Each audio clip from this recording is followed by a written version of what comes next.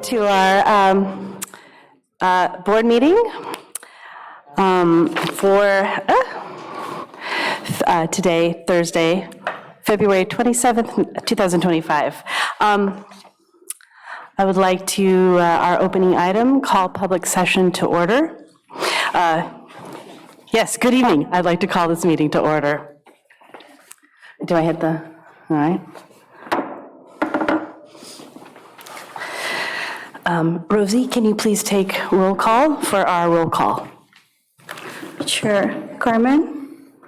Present. Lisette? Not here yet. Peter? Here. Brianna? Here. Jamie? Here. Martin? Here. We have quorum. All right. Our Pledge of Allegiance. I'd like to invite our student board member, Martin Juarez from Pilarcitos High School, to lead the Pledge of Allegiance.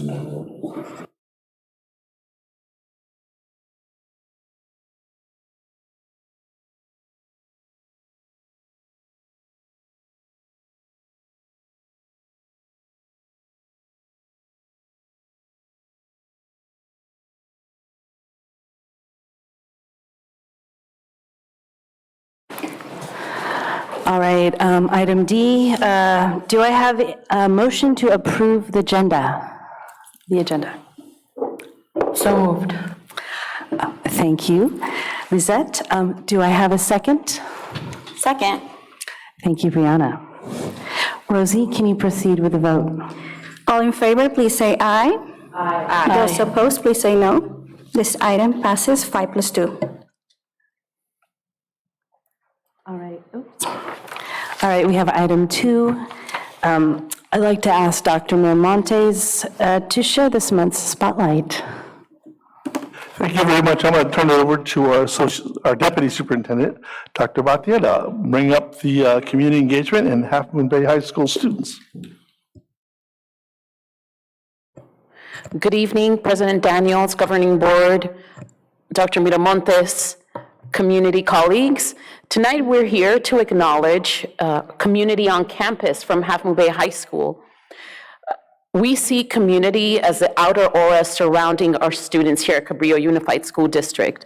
This community on campus initiative was founded by Mr. Jones and community member Yasmin Eastbrat, dedicated to strengthening connections between students, staff, and the broader community.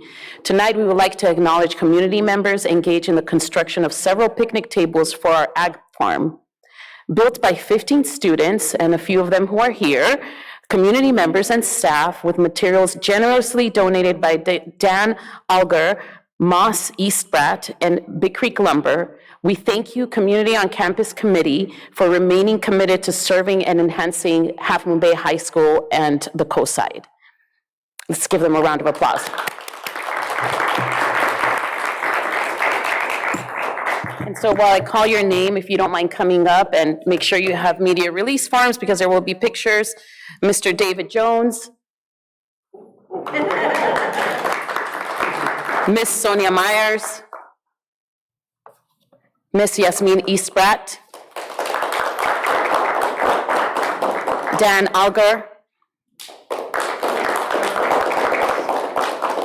Mose, I hope I pronounced that name right. Mose Eastbrat. Samiha Eastbrat. Hannah Lonnie Hansen.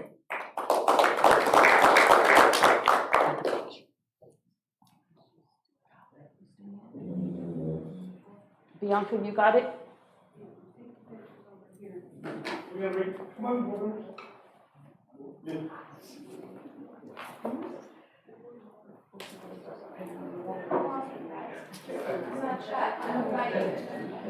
Mr. Jones, I remember when you brought this idea,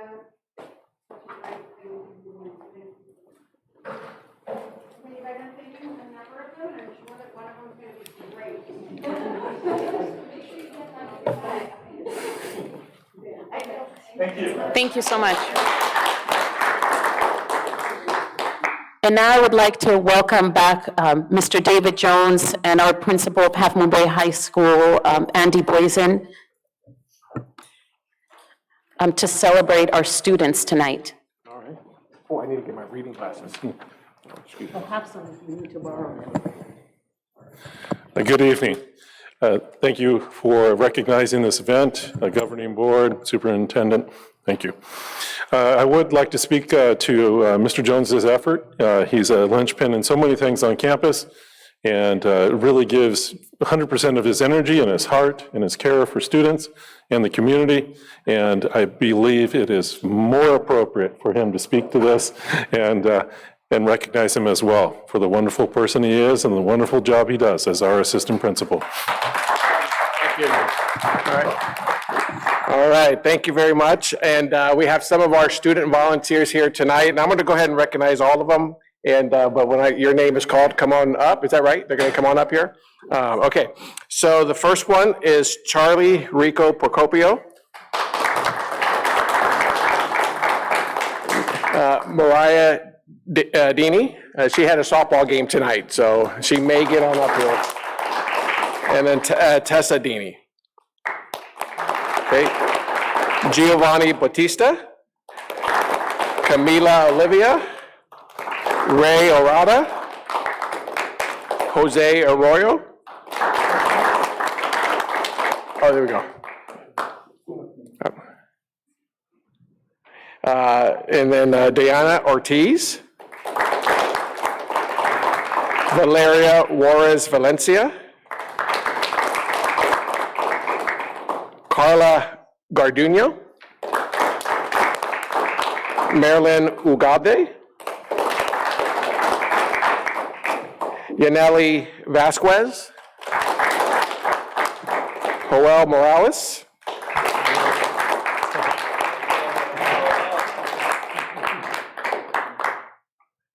Sandro Juarez Orozco.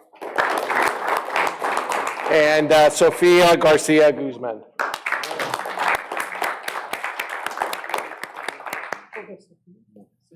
Okay. Do I do my speech now?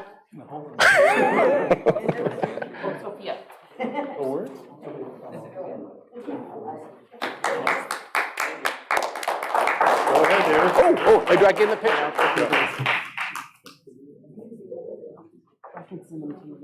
I'll put them up. That way I can tomorrow return.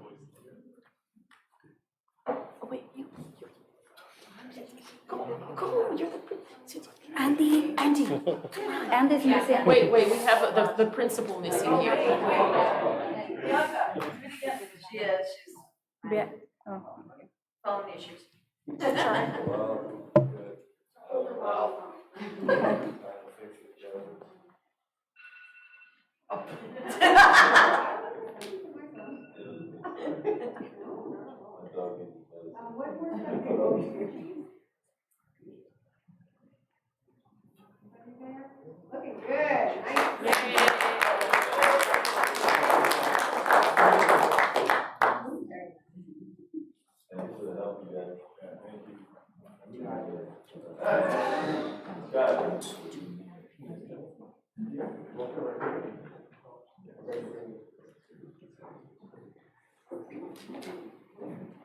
For the record, Lisa is here.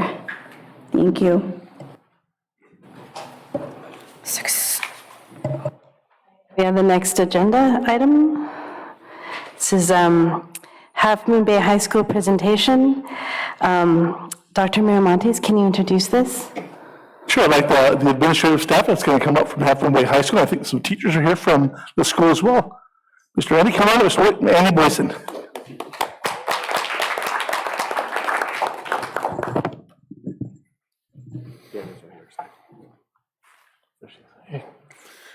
So, normal, there we go. Okay, good. Good evening, everybody. Thank you for inviting us to showcase our school. It makes us very happy to talk about the wonderful things and also our areas of growth at Half Moon Bay High School. We do have some time constraints, so I am going to go through some things rather quickly. The agenda, I'll go ahead and pass through that and jump right in. This year is a very important year for Half Moon Bay High School. We're undergoing what's called a WASC accreditation. WASC stands for the Western Association of Schools and Colleges, and we've been working on it since last spring. And it's a visiting committee of educators will arrive on campus on March 16th, and they'll stay about 3 days. And essentially what they do is give us a grade. But that grade is based on what we're doing well, what we're not doing well, how can we improve what we're doing well, and how we certainly can improve what we need to improve. 6 years ago, we had a visit, and we received the highest accreditation, a 6-year visit, with a 1-year visit at the 3-year mark. And I'm confident that the same thing will happen. We've had a lot of new things happen on Half Moon Bay High's campus, and we're just looking forward to that and communicating that to the visiting committee. So part of that process is that we explain what curriculum is, assessments, climate, governance. All sorts of stakeholders are involved in that process. We have focus groups, which involve parents, students, classified staff, certificated staff, as well as home groups, which are our department members. So a lot of people giving input. So when they come to campus, they're going to go to every classroom, they're going to read our report with the input from all those groups, and then tell us whether priorities should be, and that we adjust to those priorities for the next 6 years. So our vision and mission is one of those things. So we have a mission that we set up 6 years ago, and we got together with groups, we collaborated, and decided where should we make revisions as they apply to Half Moon Bay High School today. We also looked at student learner outcomes. So we used to have something called PRIDE and ACE. And ACE was related to academic matters, and PRIDE was more social emotional conduct matters. We decided to consolidate those. So this is our PRIDE. And I won't read through all this because, again, there's a lot of material to cover this evening, but you can look at it with the agenda and more closely. Oh, I got so riled up, I forgot to introduce my crew. So please, man, I practiced that so much today. So, excuse me. You know Mr. Jones, Assistant Principal of People Services, and Deanna Tower, Assistant Principal, Curriculum and Instruction. Without them, I wouldn't be able to do my job, and they're wonderful people to work with. So I'm very grateful and thankful. Academic profile, I'll be short with this. Beyond safety, student safety, having our students graduate is one of the primary objectives for us at Half Moon Bay High School or any public or private school. That we have our students meet the California Department of Education and the local educational agency requirements for graduation. In addition, we want as many of our students to meet the A through G requirements so that they can apply to a UC or Cal State University or any other four-year school, private or public. Also, just to provide a rigorous curriculum instruction focusing on college and career readiness, literacy across the site, and that we particularly address our ELL students, our recently RFEP students, and that we use integrated ELD strategies in all content areas as well to help meet the needs of that school population. General profile here, we have a lot of AP classes for a school of our size, percentage-wise. It's the most in the county because the schools are much larger than us, and we compare with them with that number. We have career tech education pathway. We provide dual enrollment opportunities in which we have an agreement with the College of San Mateo, and College of San Mateo instructors come onto campus and teach 2 college classes. We have Pat Olson, who is our broadcasting teacher, teach one, and next year we'll be providing another one as well. So students on campus can earn college credit in addition to their graduation credit. And in addition to that, we have academic personal learning plans and our real life learning program, which is very, very robust, has grown and made the community service requirement for graduation all the more meaningful. Continue initiatives from last year. We continue to have our CTE coordinator, our student success advisor, our real life learning coordinator, and wellness coordinator. And you can see just by the titles, this is meeting around core need on campus. We got something related to academics, something related to more intervention discipline, which is not exclusionary, our real-life learning coordinator, as I spoke of, and then our wellness coordinator to help our students with their social and emotional concerns and needs and mental health wellness. Enrollment data is information I know you are aware of already, that we're in declining enrollment. And so my time in Half Moon Bay, we hovered 1,000 for years and years, and now we're starting to dip lower, and we're in the 800s now. Our demographic data, all the way to the end, when we have 2024, this hasn't changed a whole lot from prior years. You see that our Hispanic population is the largest subgroup, followed by our white subgroup. Our Asian subgroup has grown significantly, and then our Black subgroup slightly, and our multiple ethnicity is pretty static. If we go to CASP testing, I'm sorry, demographic data. So this is about gender breakdown. It's about even. We do have more female students than male students, and we do have a very small non-binary population. Graduation data, if you look at this, we have grown with that graduation data, but from 96 to 98%, but I do want to explain this. At the California dashboard, it's going to show like 92%, but this includes our summer graduates rolled into this, so that's why that number is 98%. So just if you happen to come across that figure in other research, that explains why that number is what it is.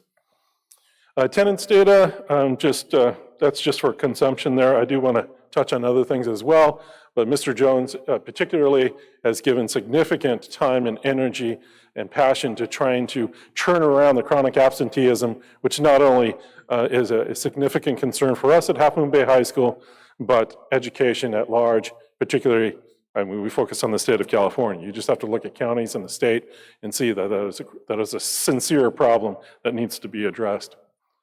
CAPS testing, just looking at the, if we're looking at the first column there, what ELA meets or exceeds standards, we have a narrative here which runs through the entire CASP, as well as our A through G readiness and our college and career readiness indicator, which is we have a 21-22 year where it goes up, 22-23 goes down, 23-24 goes back up again. And that's the same thing for math. Now, math had some lower scores, but I'm heartened by the fact that we have a new curriculum. It's consistent across the entire department.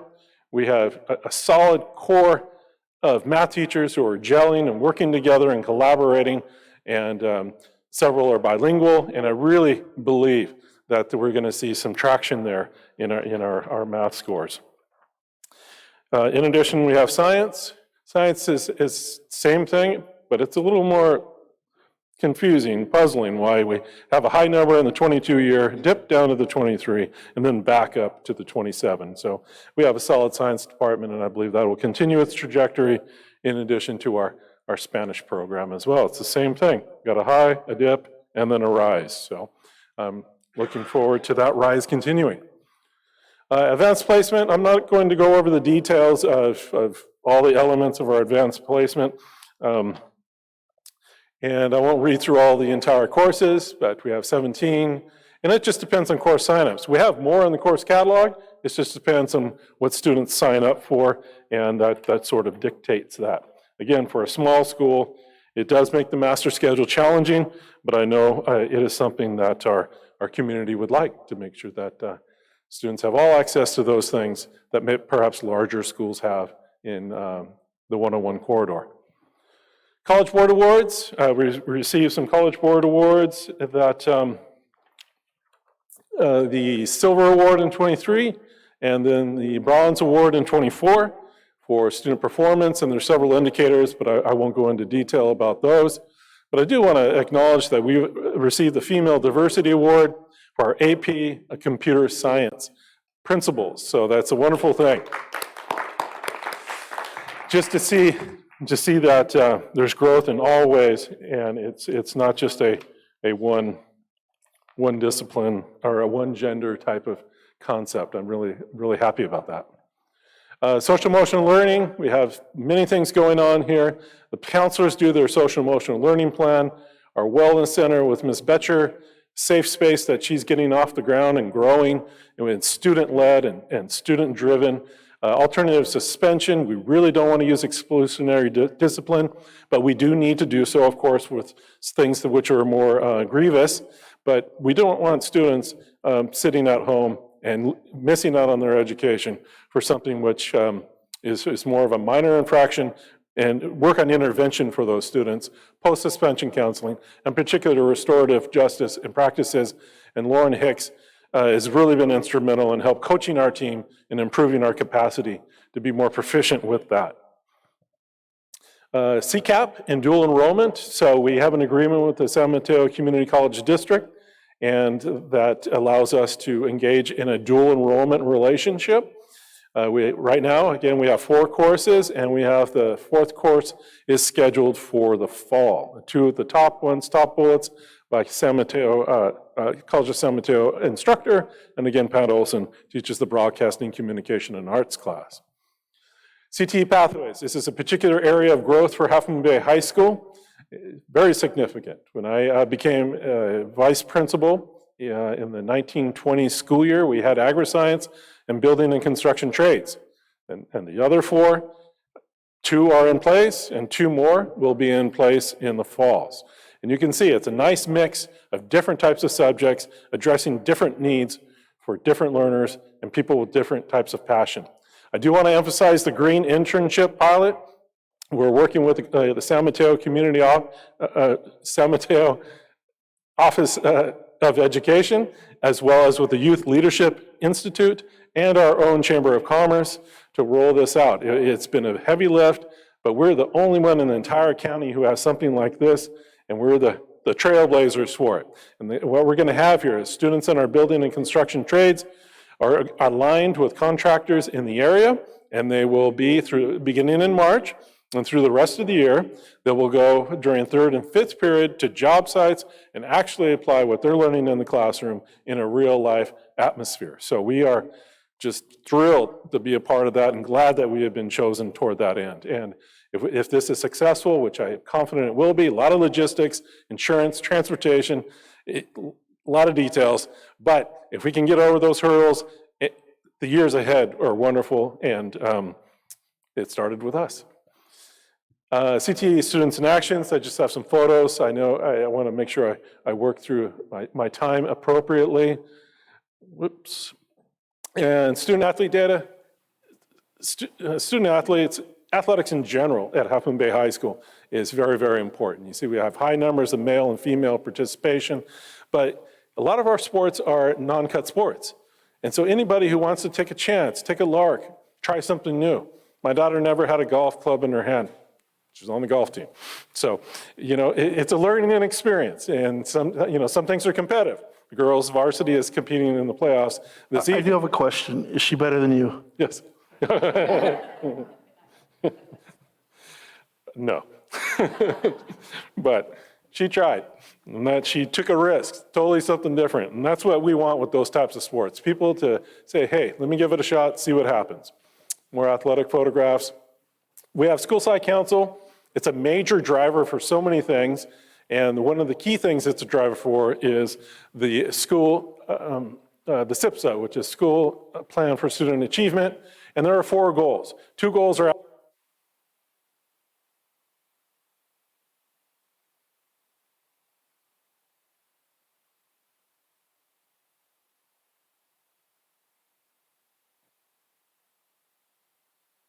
we good? Yeah. All right, thank you. And the other 2 are social, emotional, and climate oriented.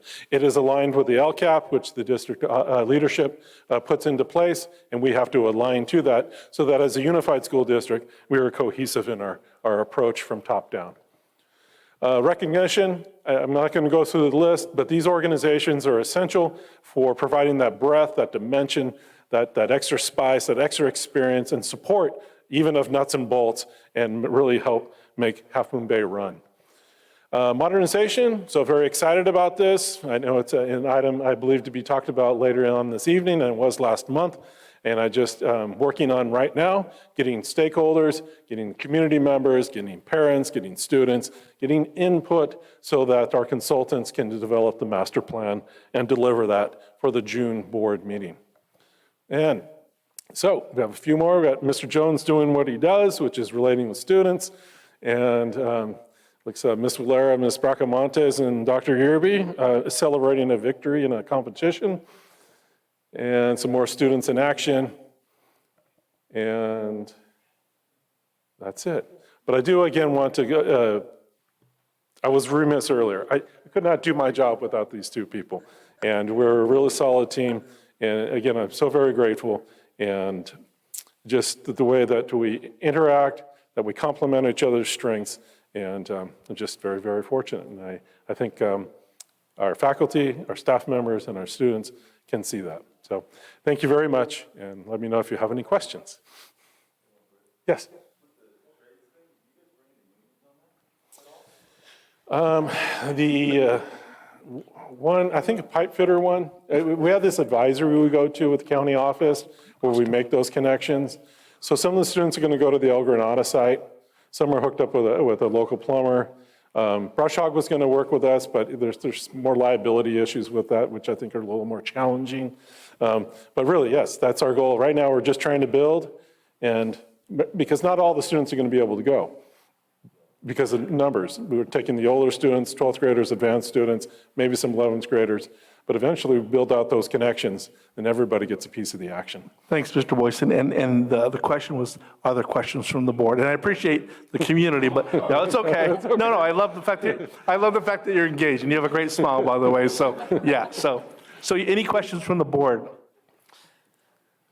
Well, I have like a million. Okay. But I want to thank you all so much for everything you do. I think you're doing a phenomenal job. And I just want to say that I am sorry I made you guys all run around finding the answers to my 3 pages of typed questions that I had for you. And I didn't mean it like that. I actually just had so many things I was writing down when I was going through the packet that I kind of felt like it wasn't fair to at least give you a heads up about everything I wanted to ask about. So just know, because he sent me back 10 typed pages of answers to all these questions. So thank you for that. And I didn't mean to make you run around, but Actually, it was a team effort. Thank you. Ms. Tower, Mr. Jones, Marianne Alvarez, our registrar. It gave us an opportunity to dive into things that are at the forefront of our mind, such as concurrent enrollment. Well, and I know it was tight time schedule for you too. So I was trying to do it as a heads up to you because I didn't want to catch you off guard because I had so many things. So anyway, for future, but thank you very much. Sure. So just know too that the board has received all my questions and all the answers. Okay. So we all are, I think, we'll go through them and get all the answers. But I don't want to go through everything because it's a lot. But you are welcome, everybody, if you wish to make an appointment and go into detail, okay? Yeah, we might all be there. Well, should I top line it a little bit and go through them? I mean, just because I thought it was a lot of good information too that I'd also like the public to hear. My first question was around, I had some questions around the AP classes, the dual enrollment and the concurrent enrollment. Yes. So my question was about the 19 advanced placement and honors classes. I'm aware students need a minimum of 3 or higher out of 5 possible points to potentially receive course credit for college. What are our test scores like? Knowing that all the colleges and universities don't accept AP credit, even with a qualifying score, how are we monitoring the utility of these courses for actual college credit received? And then is enrollment in our AP classes representative of our demographics, or are there particular groups that are underrepresented? You have this, right? So you can look. Yeah, we do. It's just that we linked in that data, Ms. Tower, around the report. It was just so expansive for us to take that apart in a shorter period of time. It is always our goal to have our main subgroup population, not all our subgroups, but our 2 large ones reflect that in our AP classes. I mean, that is our mission in the end. And so that we have parity there and that it isn't lopsided. So we continue to work on that. We do see progress there. There was a high point again before the pandemic, and then we had the dip, then a rise. Last year was a bit of a dip for our Hispanic population in participation. But we continue to work on that. We eliminated prerequisites because that was a big barrier that you had all these things to jump over and hurdle. It discouraged some of our students. We also eliminated advanced courses in the earlier English classes, a mixed population with the hope that their literacy skills would grow and confidence would grow with that. We really want students to not think the idea of tracking is something that very much opposed to, but that students, maybe they're taking a college prep class, they get enough confidence, and they can move on over and try something different and challenge themselves. So that's really a primary goal for us. I don't know if that answers your question, but that link gives you a lot of breakdown. Okay. Thank you for that, too. Sure. I haven't had a chance to look at all your links yet, but there's a lot of information in here. So, and along those, you wrote, the number of test takers and performance levels do not match the enrollment percentage of our two largest subgroups. So you're saying that there's not as many of our Latino population enrolled and they're not doing as well? Is that the performance piece? Well, Or do you, maybe you don't have it? I'm more about the quantity that do we have a match of people taking the class and taking the test? And hopefully we get to the point passing with a 3 or better with a similar comparison to the other white population. Okay, and do we have any idea of what percentage of kids are passing at a 3, 4, or 5? Maybe not, which is okay. Yeah, It's in the link, okay. Okay, right. Thank you. Okay, then I was asking about dual enrollment. And let me just ask a couple questions. So is the broadcasting class, is that 2 semesters? It will be. It will be. So what happened was we had been, things sometimes work slow. We wanted to get it off the ground in the fall, but this is the challenge with having our teachers do dual enrollment is different than CSM instructors coming to our campus. So Mr. Olson had to prove that he had a master's degree, some other qualifications. Lisa Longanker worked with him as well with this, presented that information to the College of San Mateo, the dean of that particular department. The dean looks at his paperwork, interviews him, and they go back and talk about it a bit, and then they get back to us, and by the time that happened, fall semester was already going. But we were able to get it rolling in the spring. The goal is it creates interest. All those students are enrolled in dual enrollment in that class currently. And so in the fall, word of mouth happens. We hope that we can continue to build the numbers for that course. Okay, that's great. And then the career planning and life exploration, that's 1 semester?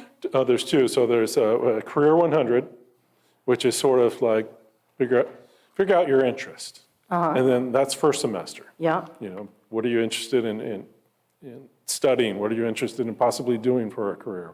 Those types of things. The second semester is Counseling 240, and that is more related to executive functioning, organization, the type of skill building to be successful in a post-secondary educational environment. Okay, so that's a 2-semester thing. Yes. And then college and academic success is a 2-semester class as well? Or is that the second Yeah, point? the same one, yeah. Counseling. That's the second part of that? Yeah, Counseling 240, yeah. Okay, that's the 240. Mr. Okay. Boyson, is that the class I visited yesterday? Yes, yeah. Which one was it, the first or second? The second one, upstairs. When we were Upstairs, yeah. I mean, these students were really engaged. Oh, awesome. And I actually had an opportunity to visit. When I go to see sites, I want to see pockets.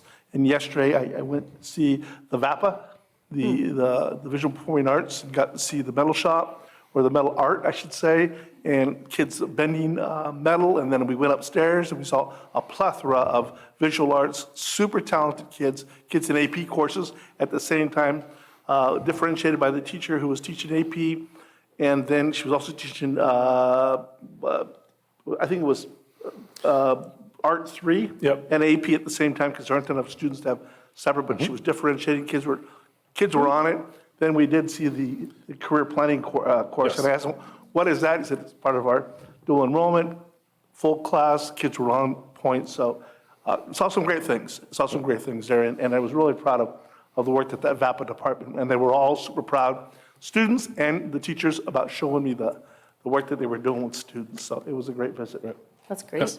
So basically, next year, we're going to have 3 dual enrollment courses? Well, there'll be 4. There's another one, which is it's sort of like a work experience class. And you can actually get CSM credit to work in a job that connects to one of your CTE pathways that you happen to be in. And they can earn a significant amount of credit. We just got that approved and up and rolling. I don't know, Ms. Tower might know a little bit more because she works with the student planning guide and with Ms. Longacre, but does that about cover it? Yeah, okay. So, yeah. Now Lisa Longacre is working on getting the word out and getting students. Great. Yeah, great. that's the challenge. And the thing about that is it doesn't take up section and instructor. So we're trying to figure out like a coordinator or a point person, something along those lines, which is an intermediary between College of San Mateo, us, and the workplace. Great, that's great. And we talked a little bit in this document about barriers to offering more, and I know that I've heard that the block schedule is hard sometimes because the CSM teacher can't come at the same time every day. It depends, it's a red. And when I asked this question, I didn't mean let's go back to the old 55-minute classes just for clarification. Okay. I just didn't know if there's some other way. I don't know, make advisory longer, lunch longer, or add something else. I don't know. I don't know the answer, but that wasn't my thought to try to go backwards. I think the block is working out great from what I've heard. No, I think for our level and the teachers, especially in some subject areas, it gives them that type of freedom to have project-based learning, extended collaboration, to compartmentalize things instead of getting warmed up and then the bell is approaching. Gives them a little extra legs to work with. Yeah. But I will say, a couple of years ago, we did want to try to add a business class from CSM, but again, the schedule was the hang-up. We had enough signups to run that dual enrollment class, but again, if we have different start times, roll in different days, and they have a set schedule. Right. So I don't know if there will be more to that, but I mean, I'm sure you're looking at it, but I was not thinking to go back to the 55. I just didn't know if there's another way to do it with the longer classes. I just wanted to clarify that. It's a yearly discussion with us. Okay. And I don't know the answers. That's your job. Yeah. And then there's a comment in here about dual enrollment, that there's got to be a balance. A school like Hillsdale has encountered teachers' union pushback when it appears they are taking the jobs of secondary teachers in some degree of reduction in force action. I mean, I think that's very important. I mean, we need to be conscious of our staff, but, we also need to do what's best for kids. So I think this is a conversation. Yeah, just trying to have that balance. Hillsdale has a much more built-up dual enrollment program. They've been in the game a lot longer than we have. Yeah. And so that impact of having those instructors on campus is something that began to create a sense of discomfort. Well, and I also wanted to thank you for this because you were very honest in this and really putting yourself out there with your thoughts. So I want to thank you for that, and we'll get to more of that. Okay, concurrent enrollment. You gave me a lot of info on that, and just if I can highlight a little bit of it, it says that you have 102 students currently taking it. 102 students taking 168 courses. That's amazing. That's a lot. Yeah, that was a quick. That was more than. That was a quick grab. I hope it's accurate, but yeah, I would have not thought it was so many. So that was pretty interesting. No, I thought. it has taken off. I had a question. I'd never heard this before about the Silicon Valley High School taking. Yes. Is that they're taking independent online stuff? Yeah, from just them? online course. Yes. So it's an online school. But it's an online. You can take individual courses, but it's secondary. It doesn't provide dual credit. Got it. I just never heard of that. I didn't know what that. Because of its price point at whatever I said, $125. Right. Which is another issue, but it seems to be growing in popularity because of that, and that students take it exclusively online. Right. Okay, and then I just want to talk about concurrent enrollment a little bit. I think this is something that maybe we need to just dive deeper in at another time, because, I mean, I can see from, what we've been talking about that we have some differences of opinions. Yes. Like you've had a bad experience with your daughter, But I can honestly tell you that my kid that went here, K through 12, that I know he would say this too, that that is the single best thing that ever happened to my kid going through this school from K through 12. And I know you had an example of like there wasn't much interaction, but that was not with the kid was kind of online and not able to interact much with other students, but that was not my experience. My kid took online and in-person classes, and he loved them. He loved that the kids were engaged. He was on the online ones, he was on the phone with them online and Zoom calls constantly doing projects and talking, and he loved it. He loved their gym. He loved their maker space. He loved their sticker printer. He would go to their gym all the time, even when he didn't have class. He loved that place. And looking back, like that is, he figured out how to do it himself before we had any concept of this.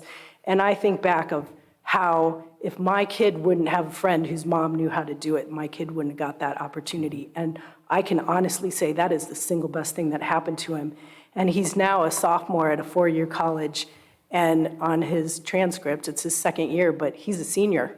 He's a senior because he did that concurrent enrollment. So now he has the opportunity in college that he can graduate early, like that's money. He can decide to go a semester abroad. He can decide to do a double major. He can decide to do a minor. He has all of these options, and still to this day, he is like so thankful that he did this because he has all these opportunities now at the college level that other kids didn't have, that his friends all don't have because they're all just trying to get through. So I would love to keep having this conversation. And you know this too, what really bothers me about our concurrent enrollment program is that there's a loophole, right? If you go ask the counselors, they'll say, oh, you can do it, but you have to take this. But if you go to independent study, which is part of Half Moon Bay High School, you can do whatever you want. So I know there's still some barriers. I know this isn't supposed to be happening, and we can talk about it more, but I do know someone who went to the counselor a month ago and said they wanted to do concurrent enrollment, and they told them no. So, and I said, well, okay, do the loophole. You know, I know you, I can tell you the loophole, but I don't think that's fair to the other kids that don't know the loophole. And I know it's an issue because I think the board and, you know, there's some stuff, but I can say that it's not just me that's been one of the best things for their kids. Like there are people in this room, you know who you are, that I know that, and you know who they are too. Yeah, I do. But that has also been one of the best things for their kids, I think they would say too. And that's why we're such proponents of it, I think, is because and it's not going to be what's good for my other kid, right? But for my first kid, that it was a choice. I'm so glad. Sure, and the ideal is to grow that in-person experience so that they transition so much more smoothly. Yeah. And I think there's just more conversation. No, Is person the best for every kid? No, you know, right? I would say yes, yes, and yes, Yeah. right? And so I think that when I went to school, it was a traditional route, right? I mean, I went to school and graduated in 1987, so a lot different whole head. Yeah, I saw his eyes just open up, like, right? So yeah, I graduated high school in 1987, and it was a traditional route. There was one way, right? And so I too had those experiences. When I went to the counselor, he just said, just go to the community college. If it wasn't for soccer, I would not have gone to a 4-year straight out of college, right? So I think we've done a better job. I think the fact that we have opportunities to do the traditional route, I want to do traditional route. Trades are opportunities. I think trades are one of the things that we're missing, especially with the CTE opportunities. VAPA, an interest in VAPA, right? Dual enrollment, concurrent enrollment, AP. My oldest loved the AP courses, right? He didn't do dual enrollment, he didn't do concurrent, he loved the AP. We have to know our kids, we have to trust our parents, but we also have to, I think what I'm hearing you say is people need to know the pathways to be able to do this. And so we can definitely work on Well, that. and beyond that, I think we're having a disagreement on if concurrent enrollment in particular is good for kids or not. Yeah, And I think we can unpack that and work on it, right? Like, I mean, you're the educator. I mean, Like, the- I'm a biologist. The right? CSM So- connection is something that I find quite a bit different than the other secondary vendors. I just think that those are two very separate things, and I'm more concerned about students taking secondary courses from them and not receiving college credit, rather than doing the true concurrent enrollment. That's my primary concern. Definitely can continue this conversation. I know that Dr. Bhatti and I will be meeting with the board member. We'll definitely include you in and keep the board updated on those opportunities for really looking at what would be some other additional pathways we can definitely look at. So any other questions from board members? Or Mary Beth, did you have any other I'll questions? go on, but I have a couple. Yes. So the enrollment numbers, do you have a sense of how much of that is demographics and how much of that are families choosing not to utilize the high school? You know, it depends. I don't know if that number is really high that are going from Seacrest or those who would go from Cunha to the other private schools. I know there is a population that does do that. We could probably look and match the Cunha numbers, and that would give us a better sense. We could approach Seacrest and say, hey, how many eighth graders graduated? That would get us a clearer picture of what that is.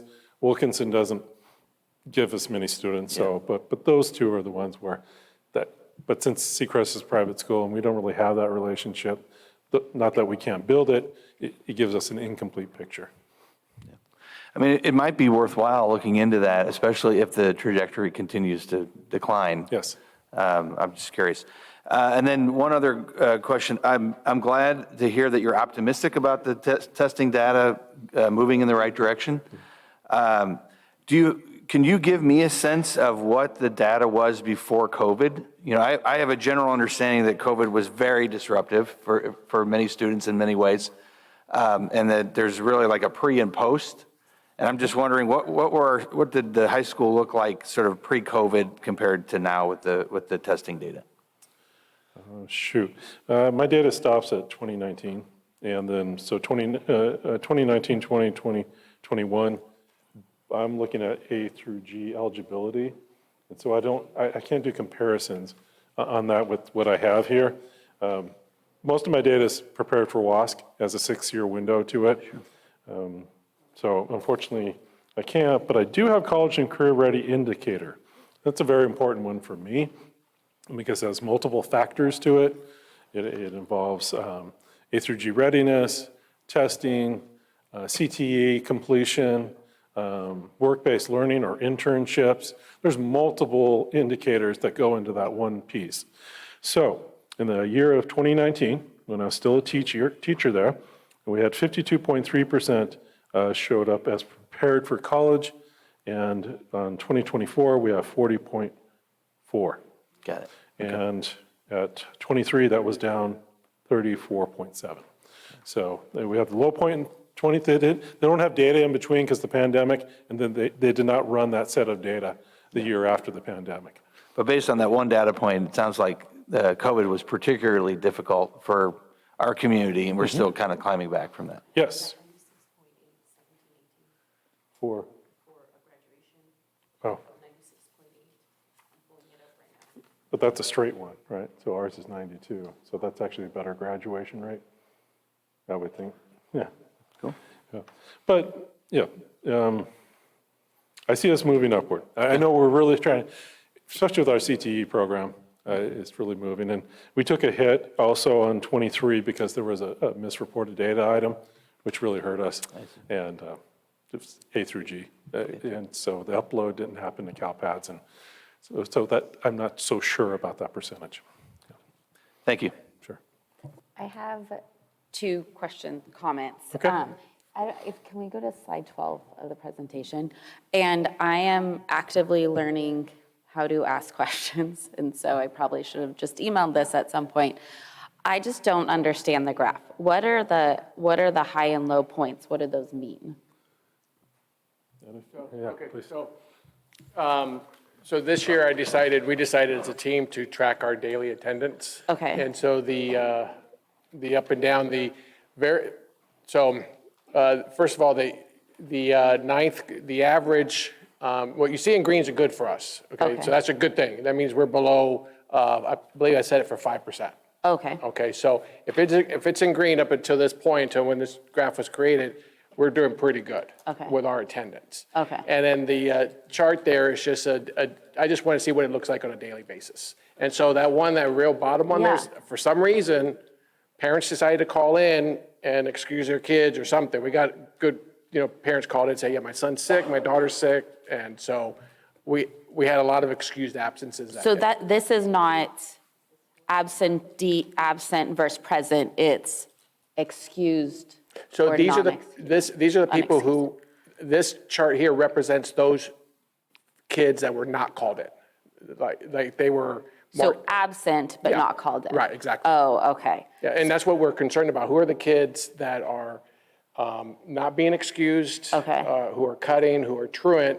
So then we can address, take a look at those families, reach out, set up meetings, figure out how we can support them and have them come to school and engage in their learning. Okay, got it. Hey, I've got a comment around that attendance stuff that I thought was really interesting. My sister's a dean at a high school, and they charged her because they're having attendance problems as well with helping fix their attendance problems. But when she looked at it, the kids that were missing the most were getting A's. And this is like an inner city hardcore school here. And so she was pushing back on it, saying, well, who cares if the kids getting A's are missing? They're obviously getting their work done and they understand it. So it just heads up, like it might be interesting to look at that. Maybe it's not the same at our school, but I was pretty surprised at hearing that. Okay, thank you. Thank you. And then the other part, so my oldest is a sixth grader, not participated in as a parent, I don't know CUSD high school. And a long time ago, I brought this up one time, but I would love to have a discussion, set up a meeting or at another time about the use of cell phones on campus and technology. They're just, even in the last year and a half, so much has been researched and put out there, and districts are changing. So I would love to discuss that. at some Okay. point. Now, we've investigated that quite a bit, of course, with the pockets and the in-class pockets, but I think our teachers are coming around and being quite thorough that they are out of their hands during class time. What is the current policy on cell phones right now? We have pockets in the classrooms, so when the students enter, they're supposed to put the phone in the pocket. Now, uniformity across campus is still a challenge, but we've been working with our colleagues. And some of our colleagues who implement that with fidelity get frustrated when they see students out of class, going to the bathroom and have a phone. Well, they shouldn't have that phone. So our administrative team and our supervisors really got on point. We saw someone walking around with the phone, like, who do you have? Let's walk to your teacher. You can have your phone, that type of thing. But I think that really woke up. It's changed significantly this year compared to past years. But they're dummy phones. They put in the pocket, right? And so it's a challenge, yes. Can I say something about the phones? Yes. Have at it, Jamie. I've actually really noticed that change and appreciated it. Like, at least my teachers this year have been pretty strict every day, taking attendance with the phone pockets, making sure kids turn on their phone. If they take their phone down, there's a conversation about it. And I think it's like a pretty positive change, like without that extra distraction. It's a lot easier to stay focused, obviously. But I know a lot of other schools have kind of implemented stricter policies, and I think at that point, it kind of becomes more trying to get around it other than just following the rules. So I appreciate the phone policy now.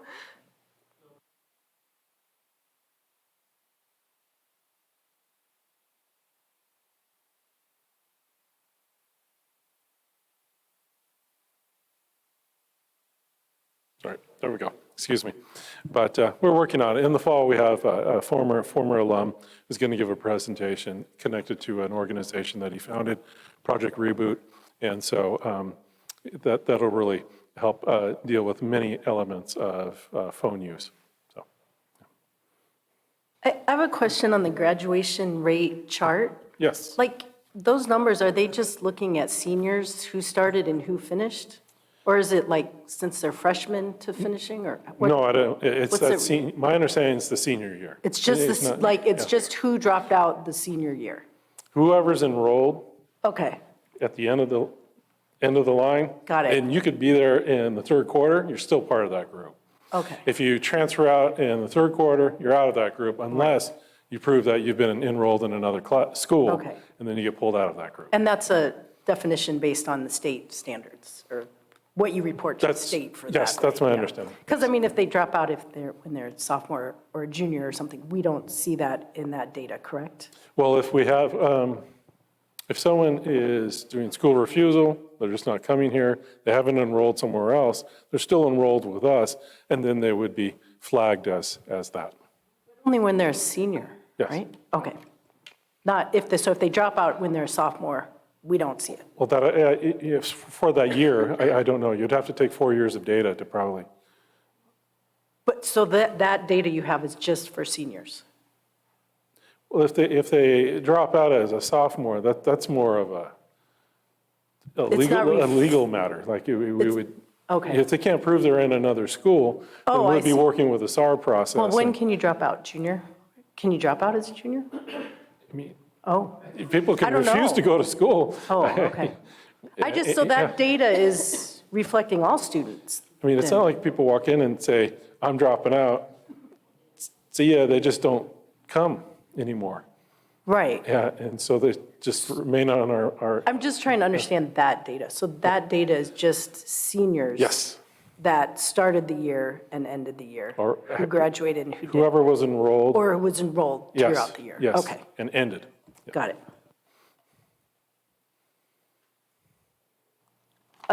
Let me just run through the topics. I won't go into them, just so if anyone from the public wants to know more, they can contact someone. Okay. But the other questions I did have for you, which I won't go into, was just, we had an audit, a federal audit a couple years ago, and there were some findings pulled about the physical education classes, so I had some questions around that and what's being done there. So if you have questions, you can ask me. And then I also had some questions around the grading policy stuff. We looked at that a few years ago, and I just had wondered if maybe we need to relook at that again and see if they need to be updates. And I thought maybe there were some discrepancies between the board policy and the student planning guide, and I don't know. Anyway, that's very complicated, but we don't have to talk about that. And then I did ask about TA, the teacher assistant classes as well, and you gave me some numbers on that. Just, I was wondering how many kids and other things, but the total kids was 133. They pulled that data too. So that's more info in there, and all the board will see that. But if anyone else has questions, you can send me an email, and I can share the information I have. And then I had asked about walking at graduation, so as it stands, and your thoughts around it. So basically, like if kids have, I was feeling bad because I know some kids will go to our school K through 12, and then they'll miss one class, and then they won't get to graduate with their friends, and I know it's hard on them, but then they'll take the class that summer and graduate. So my question, because that was a little confusing on here too, our back and forth, my question was, could they walk with their classmates even though they have one more class to take in the summer? But I thought you gave a good answer, and you said, well, some of them don't always graduate in the summer. But there's some information on Could be that. one as classes, well. it could be 6 classes. Yeah. And if. Where do you yeah, draw the feel- line? yeah. Yeah, so you were very open about that, your feelings, because I was asking for your feelings. But that's pretty much it. But there's a lot more information that you gave me, and I thank you for that. and I- They can email the superintendent's office if they would like a copy of this, definitely can send that out. Oh, okay. I thought it was very good, and I could tell you guys spent a lot of time, and I kind of felt bad, because I just really wanted to give it to you for a heads up.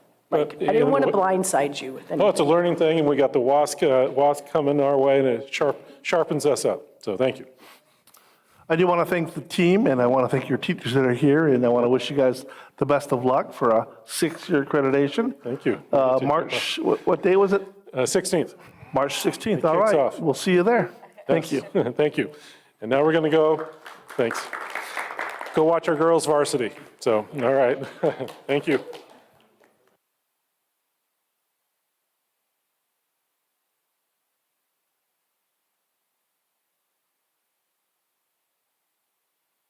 Thank you. All right. Adiós, muchas gracias. All right, is it item C, student board reports?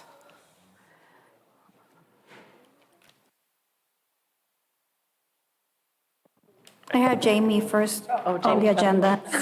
Okay, that's all good. Okay, so this month, freshmen, sophomores, and juniors make their course selections for the next year. And Half Moon Bay High School hosted an 8th grade night where current 8th grade families got to learn a little bit more about what to expect next year at high school. And that went really well, I heard. As for sports, both the girls and boys basketball teams are currently competing in the CCS championships and doing great so far. Also, one of our amazing wrestlers qualified for the state championships, which happened today. This Friday, the Half Moon Bay High School Environmental Club will be hosting one of my favorite events of the school year, Say Yes to the Prom Dress, where students will have the opportunity to try on and take home donated prom dresses for free. Finally, leadership will be hosting a blood drive at the high school on March 18th, which is open to anyone in the community. If you are interested, you can sign up through the link on the Cougar Courier newsletter, which can be found on the high school website. The link can also be found on the HMBHS Leadership Instagram. Thank you. I'll make this quick. Okay. First, Pilarcito's mural is almost completed. And so far, it's been really good. And I think it looks amazing. And if you ever pass by Pilarcito's, take the opportunity to look at the progress that the students have made and just appreciate it, I guess. And then we have begun our Elkis Ranch leadership class, and it's been a lot of fun. We get to learn a lot of stuff about Elkis Ranch, and then we'll eventually be teaching those to students of another school. And we are excited to welcome 5 new students to Pilarcito's, which they've all been having their little bits of, I guess, they take a week to come in the afternoon to get a one-on-one with like teachers and such to learn, to get a feel of how classes go, and so teachers can focus more on them for when they actually come in around the morning or the usual time when classes happen. And then we are finishing up our career week with the Rotary Club this week, and it's been good. There's been students attending. It's been a lot of fun, and that's about it.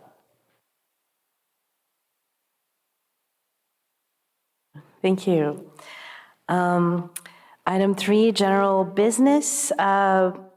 Oh, yes, we will move on to the general business section of the agenda.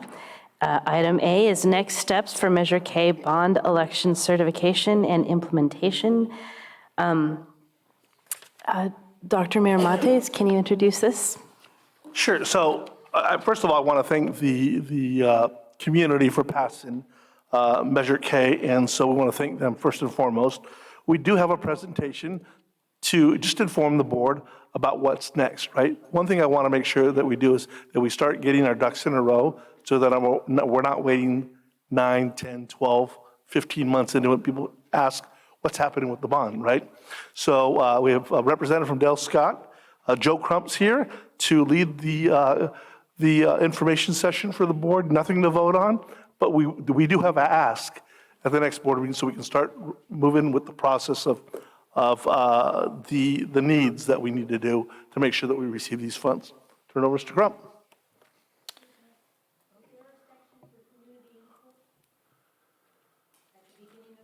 This is just an information session. There's no action being taken. This is just an information. She's asking for public comment. Public comment a little bit later in the agenda. Thank you, Dr. Miramontes. My name is Joe Crump from Dale Scott & Company. As Dr. Miramontes said, I will be going over some information about the resolution that's on the agenda tonight as an information item regarding the first series of bonds from Measure K. So I'll talk about that toward the end of this presentation, but most of this presentation will just kind of be some background information about the district's bond program. All right, oh, sorry. So looking at this slide, this shows the assessed value history of the district. So the assessed value is important because this is the tax base that is used to repay general obligation bonds over the years. So I won't go into too much detail about this, but growth has been strong over the years. If we look back, for example, around 2009, 2010, in the aftermath of the Great Recession, there's a few years there where growth is flat. That's actually pretty good compared to a lot of districts. We actually see sharp declines in many places. So I think that's a testament to the resiliency of the local tax base. In recent years, you could see that growth has continued to be very strong. So in general, all else being equal, the higher the assessed values, the lower the tax rates for already outstanding bonds. So that's a good thing.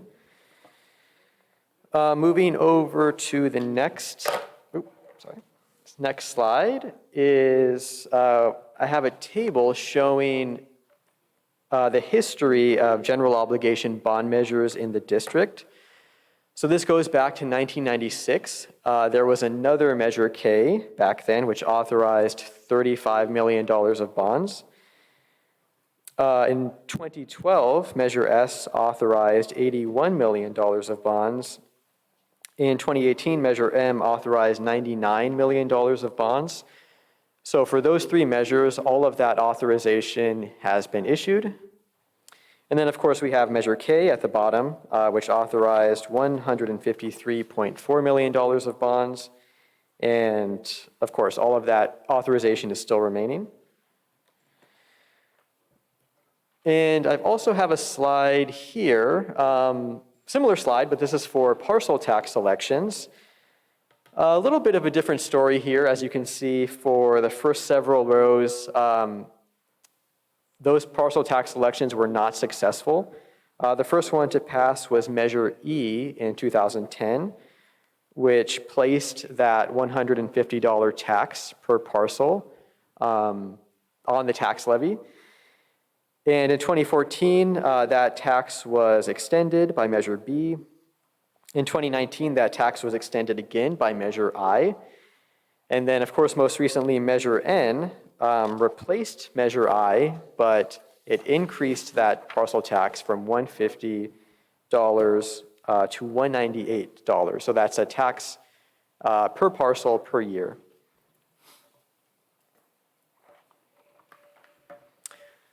Next slide. I won't go into too much detail about this slide. There's a lot of information here, but basically this is an overview of all of the district's currently outstanding bond series. So every time you have a bond authorization, you obviously, you don't take all that money out at once. You can just draw down some of that authorization little by little. So each one of these series represents a draw of some amount on that bond authorization. So there's some bonds from the 2012 election, bonds from the 2018 election, and then there's also some bonds labeled refunding. Those are basically refinancing bonds. The district did one last year, for example. And once we put all of that together, so the assessed values combined with the outstanding bonds, we come up with this graph, which shows the projected tax rates to repay the currently outstanding bonds. So this does not include Measure K, since those bonds have not been issued. But it includes the 2012 election bonds in orange and the 2018 election bonds in blue. And these are tax rates per 100,000 of assessed value. So I don't have this info on hand, but let's say there's, I don't know what the average AV for single family homes is in the district, but let's say, for example, someone's home is assessed at $300,000. It would be 3 times this amount per year. So that's kind of how you would read these tax rates. Okay, so finally, we'll get to Measure K. So Series A, you can see highlighted in the table on the right. The amount of that series will be $15 million. So it's a relatively small amount of the authorization, but just to get some of those preliminary projects completed. And one thing you'll note in the graph on the left is those tax rates for Series A are in blue, And it's only a 4-year term. So the idea would be to structure this so it matures in 4 years, very low interest cost. I think I looked at the preliminary data, the total interest would be about 1.8 million. So it's very low relative to the size of the principal. And for illustrative purposes, we also have a series B through D. This is just to illustrate how the rest of the series could be structured, but that's really at the district's discretion. It could be 2 series, it could be 5 series, and those amounts can vary. But really, Series A is what we're looking at here. $15 million, very short-term bond, very low interest cost. And in terms of timing, if we go to the last slide, the idea would be, so this is an information item, but the idea would be to bring this back for a vote for board action at the March 20th meeting. And then from that point, things can happen relatively quickly. The bonds could be priced sometime in April, so that's when the interest rates for the new bonds are locked in and they're sold to an underwriter. And then sometime in early May, the bonds will close, and that's when the funds will be deposited with the county's fund to hold on behalf of the district. So that's when you actually have the money in the bank. So that concludes my presentation, but I'd be happy to answer any questions the board may have.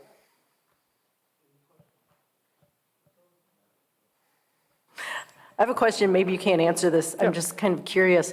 Do you have any sense of how our rate of taxation, our bond in our community compares to either other communities in state or more Bay Area, if you'd have it? Like, are we high, are we low, are we medium? I don't know, maybe you don't know, but I'm just curious. Yeah, I'm just curious. It's a good question. I don't know, I don't have the data off the top of my head, but I would say it's not out of, it's kind of typical. So for a unified school district, for every bond election, you may know there is a $60 limit on the tax rate. So right now, if you look at this slide, the district has 2 authorizations still outstanding. It looks like the blue, the 2018, is about $60. The orange is about $40. It's hard to quantify, but it doesn't strike me as high. I guess that's how I would put it.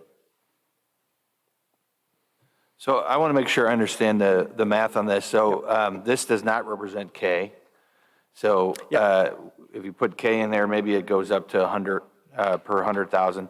So for somebody who has a $2 million home, that would be $2,000 a year taxes for the bond.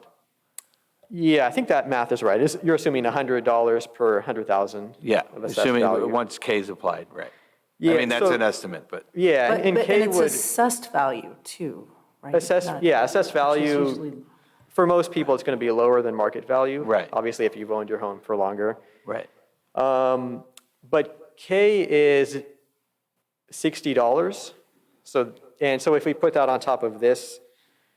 So it would be more. Yeah, it'd be like 150-ish. It would decline over time, but that's the initial total. Got it. Yeah. And then it sounds like this is determined later, but what are the interest rates we're paying on the bond? So the previous bonds, do we have that number? And then for K, what can we anticipate? Yeah, that's a great question. So for K, I think I have it here. For the resolution, we have an estimate. So the average interest rate is 3.14, so that's kind of what we're estimating, which is not a lot. I mean, really the thing that's limiting the interest cost is that 4-year term, kind of more than the interest rate. For the prior bonds, it really varies a lot. So bonds that were issued, let's say if we go back to this slide, a lot of bonds that were issued, like especially during COVID, like 2020, 2021, rates were super low at that time. Let me see. So yeah, so I'd say like the 2018 Election Series B, that's probably very low. So that was issued in COVID, rates were really low. They've crept up though. So the more recent ones in 2023, 2024 are higher. I don't have specific numbers though, but that's kind of, I think what we're seeing, the estimate for this bond, 3.14, that's kind of typical. For a longer term bond, I'd say maybe 4.5%, like for a 25-year or 30-year bond.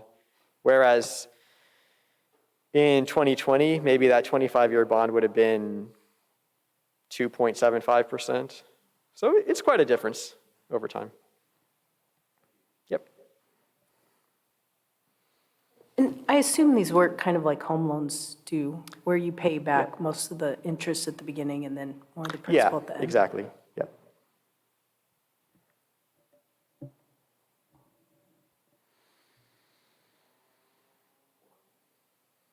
Any other questions? Thank you, Mr. Crump. All right, thank you.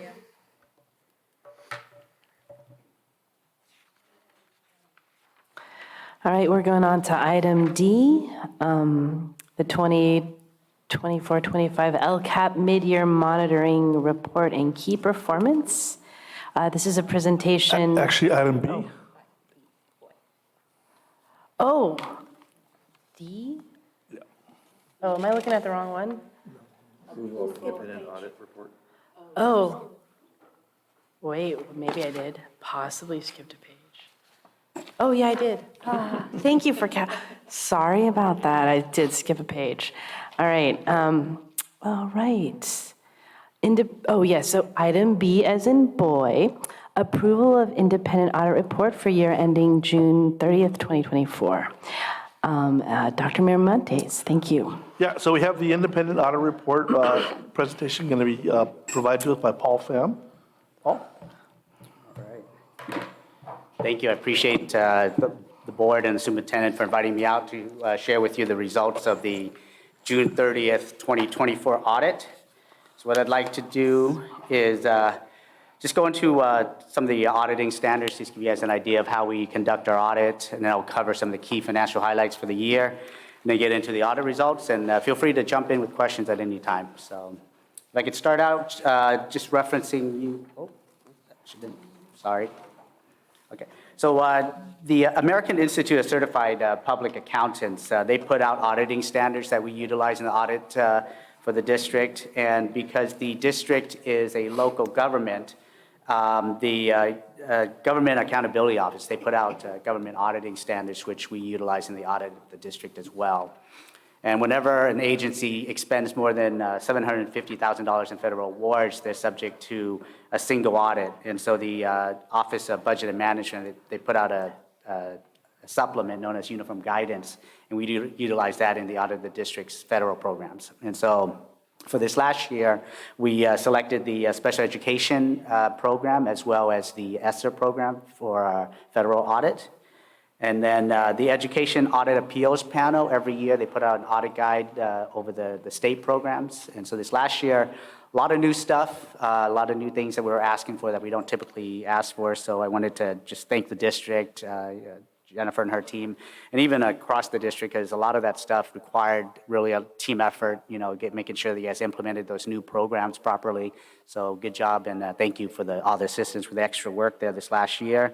And then lastly, we also did the Proposition 39, the bond measure audit. So the Education Audit Appeals Panel also puts out a supplement there for construction bond audits that we utilize, as well as guidance from Proposition 39 itself. So am I okay to flip through this? Okay. Nope. Okay, I can just reference you pages if that's okay. All right, so the first page I'd like to share with you guys, this is going to be on document page 10. So this is table 2. Yeah, right. Yeah, right there. Yep. Okay, so what you see here at the very bottom, you see the district's net position did drop slightly. What you'll see is that current assets went up. A lot of that just had to do with some of the bond issuance. So you had some additional cash coming in there, so current assets went up. You guys have a bond measure program going on, so a lot of construction, a lot of projects. So that's where the capital assets increase comes in there. And keep in mind that's net of the depreciation. And then the long-term liabilities, a big chunk of that's going to be the $35 million in debt that you guys issued, 24 of that from general obligation bonds, and then the refund, 11 million, just over 11 million in the refunding bond that the gentleman just referred to this last year. So that explains the increase in the long-term liability there. And then the rest of it's just going to be your GASB 60 adjustments, which are going to be your PERS and STIRS, those pension plans. There's adjustments made there, so that accounts for the majority of that. If you could go to the next table for me, this is table 2. So big changes this year. So the grants and stuff, that went down. A lot of the one-time funding went away. But the big one is the property taxes and then those entitlements. So you see that flip. The district did go to a locally funded funding model. So that was expected to see there. And then what you guys really care about, though, is going to be your funds, because the funds is what you guys operate on a daily basis. And that's going to be on table 4, page 14. And so when you get there, what you'll see on page 14 is going to be an increase in fund balance. If you can just jump to that for me. Thank you. So it's $14.3 million overall in fund balance that went up on table 4. And what you'll see there, the building fund went up 9.6, which again is expected. And that's from the proceeds of those bonds that you guys issued. So you expect that cash to go up, or the fund balance to go up. General fund, your main operating fund there, you see 2.1 increase there. So that's the one we want to pay attention to. And if I could reference you all the way to the back, sorry to go way back there, but it's going to be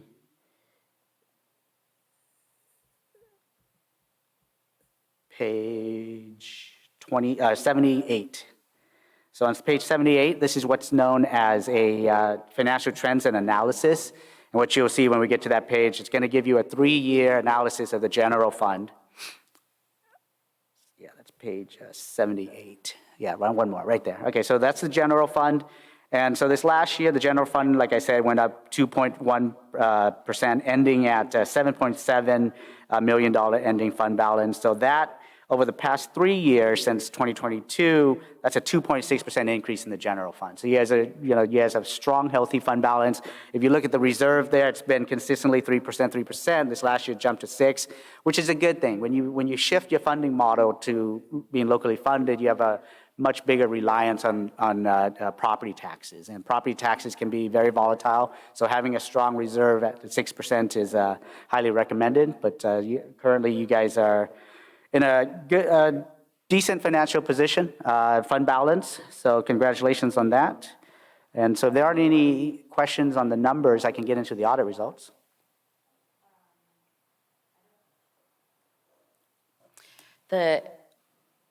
When we flipped to community funded, is that the reason for this increase? That's correct. In your reserve there, yeah, that's correct. Yeah. Okay. And your fund balance went up too, so that allowed you to be able to put more in reserves.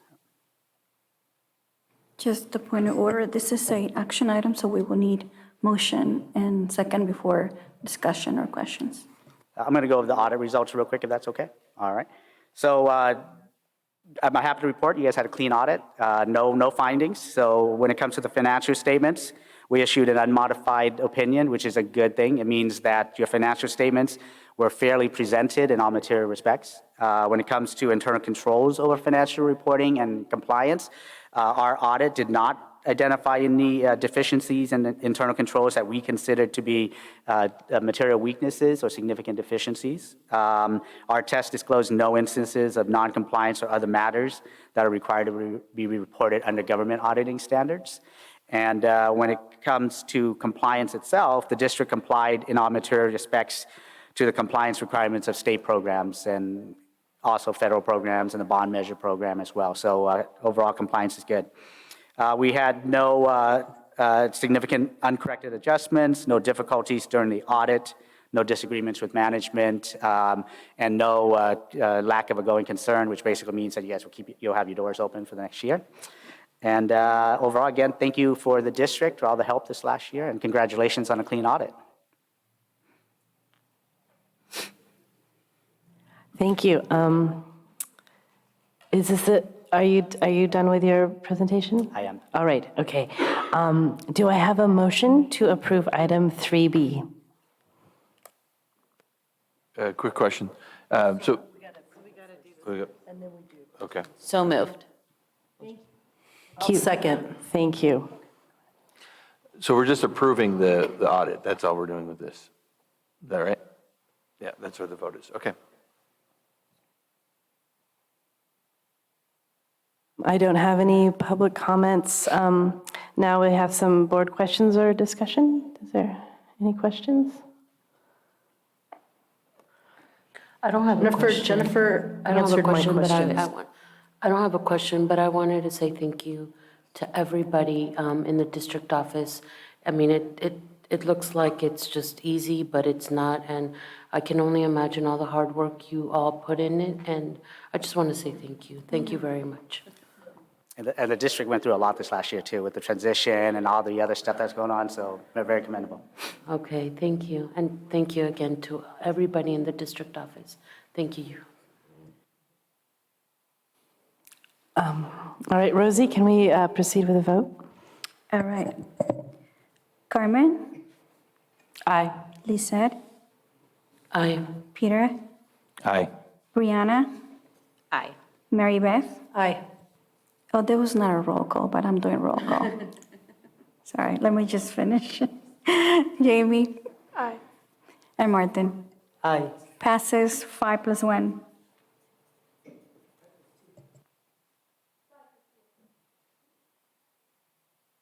All right, that brings us to our next item, 3C, Cabrillo Unified School District Immigration Support Plan. This is a presentation. Dr. Miramontes, can you introduce this? Absolutely. So when I was first interviewing as the interim with the board, this is one of the biggest priorities, and many, but this is one that they really felt tugged at their hearts. And I want to thank Dr. Bhatia for her efforts to lead this with our staff as well. I'm going to turn it over to her to talk about what the support plan overview is. Well, hello again, everyone. So on this slide, so thank you, Dr. Miramontes, just for your equity-focused vision and the governing board for supporting our families who might have some immigration needs. Please know that I personally felt very supported, our team did. On this slide, you see, this is just a coordination group, but I do want to give a shout out to every single staff member, from our principals, our district office staff, our teachers, our classified staff, our blue teams. Everybody came to us and was willing to see how they can support our families in need of immigration services. So I don't need to introduce the team, but we have here Israel Castillo, Rosalba, James, and Drew, who have been amazing and instrumental part in building the supports around immigration resources for families. And so today I'm going to quickly run through a couple of things in regards to reaffirming our commitment to equity and our commitment to supporting our families in need of immigration supports. I also want to provide our governing board and the community an overview of what's happening in the back end to support our immigrant families, and provide an overview of key resources, family supports, and also various staff trainings that we've held over the last few weeks. On this next slide, this was a few years back, and I believe that Trustee Cortez and Trustee Alexander and Trustee Daniel, I believe you were here at the time, might have been here. We did go ahead and we approved an equity policy 0415. I do want to take the time to just read a very important quote from the policy. The governing board believes that the diversity that exists among the district's community of students, staff, parents, guardians, and community members is integral to the district's vision, mission, and goals. Addressing the needs of the most marginalized learners requires recognition of the inherent value of diversity and acknowledgement that educational excellence requires a commitment to equity in the opportunities provided to students and the resulting outcomes. Now, this equity vision and this equity policy that, again, Dr. Miramontes has embraced in our Cabrillo community, this equity policy is threaded across our strategic plan, across our LCAP, across our single plans for student achievement. We heard tonight Half Moon Bay High School leadership, Mr. Boysen, talk about the importance of making sure that we're building those commitments to equity. And this is also apparent here for our families and students. Now, I'm not going to go into detail on resolution number 1619, but I did include this just to demonstrate to our community, to our families, that Cabrillo Unified School District is in support of San Mateo County immigrant communities. We are reaffirming tonight our resolution. And again, I don't want to take time to read, but if anybody would, if our families, nuestras familias afuera que están viendo esta mesa directiva, pueden venir conmigo a sus escuelas para asegurarles que estamos aquí para apoyarlos. So what I told our families and our Spanish-speaking families in the community, that we are here to support any level of support that they need, whether it's listening resources, and they can reach out to anybody within our school system, our school sites, myself, our various departments, and we're here to support you. Okay, so here are some key resources, and they are hyperlinked, so if anybody would like to take a look at the detailed, and again, this was a super quick turnaround. I believe our team within a week produced over 100 pages of resources and documents and trainings. Here we did create a student and family guide. It's located on our website and it has been distributed to our sites, both in English and Spanish. We do have a quick school officials reference guide to support our leadership teams at the site. And we also have created, and thank you, Stig Lin and our Department of Technology, who continues to always support us with posting things on the website and making sure that our families have easy access to the resources. Our student and family guide, again, it's available in English and Spanish. It covers our, again, reaffirmation to a family and a student's right to a free, appropriate public education. We also review enrollment requirements, personal information confidentiality, and student and family safety. And again, the links are hyperlinked in blue in both in English and Spanish here. Again, we have held a couple of trainings for our site leaders, our community liaisons, our front office staff that are the first line of communication for our families. And in this quick reference guide, we walked our teams through the reference guide that gives specific details around guidance in case there is immigration enforcement officer visits. Thank you, Dr. Miramontes, for recommending some role playing. So we did go through a few role play scenarios. We reviewed a protocol for verification of credentials, documentation requirements for school access, handling information requests and notification procedures.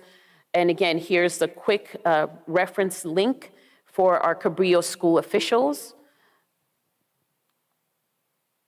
This next slide will talk about our family resources, which I already gave an overview, but again, the hyperlink is there. And very important part, I mean, it's a red card, if anybody has ever heard of that. If our families need a red card, the red card is in English and Spanish, and basically it is the right to not share information to immigration officers should an immigrant family be approached either at home or at their workplace. And so we have red cards available throughout all of our Cabrillo Unified School District community.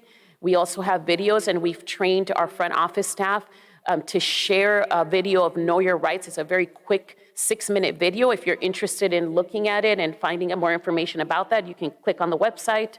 And we have trained our staff to make sure that they do those 3 things. Number 1, give families a red card. Number 2, show the video that comes from immigration lawyers.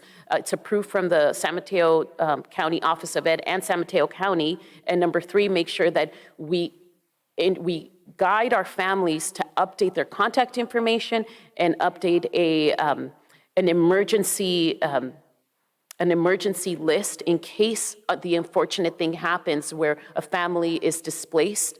And that way our site does have access to a list of people that can support our students in case that were to occur. Okay, family supports. We have sent out various district-wide communications. We have held various Know Your Rights meetings from ILRC, from San Mateo County Office of Ed. This started around January. As the sessions continue, we do distribute the flyers to our families. Here were a couple of dates in January where we had over 50 families in attendance on January 9th and January 21st. Again, thank you San Mateo County and ILRC for their support. On this slide, you're going to see the dates of where we held leadership and staff development meetings. And till this day, we continue to have ongoing support through regular planning meetings from the earlier committee and weekly check-ins, internal weekly check-ins, and a dedicated website for family immigration supports. And lastly, here are some of our next steps. We want to continue to gather community input. We did host a community meeting where various partners within our community, our ALAS partners, Boys and Girls Club partners, just to name a few, gathered together to share resources, and we are planning to schedule a second one just for a check-in. We want to continue to maintain our website, and we are always open for recommendations or questions from community members or our families if we're needing to readjust or provide additional resources. Our team is open for that. And that is a quick summary of our immigration supports thus yet. Do you have any questions? This is great. Thank you very much. And I know that you guys put this together very quickly, so appreciate that.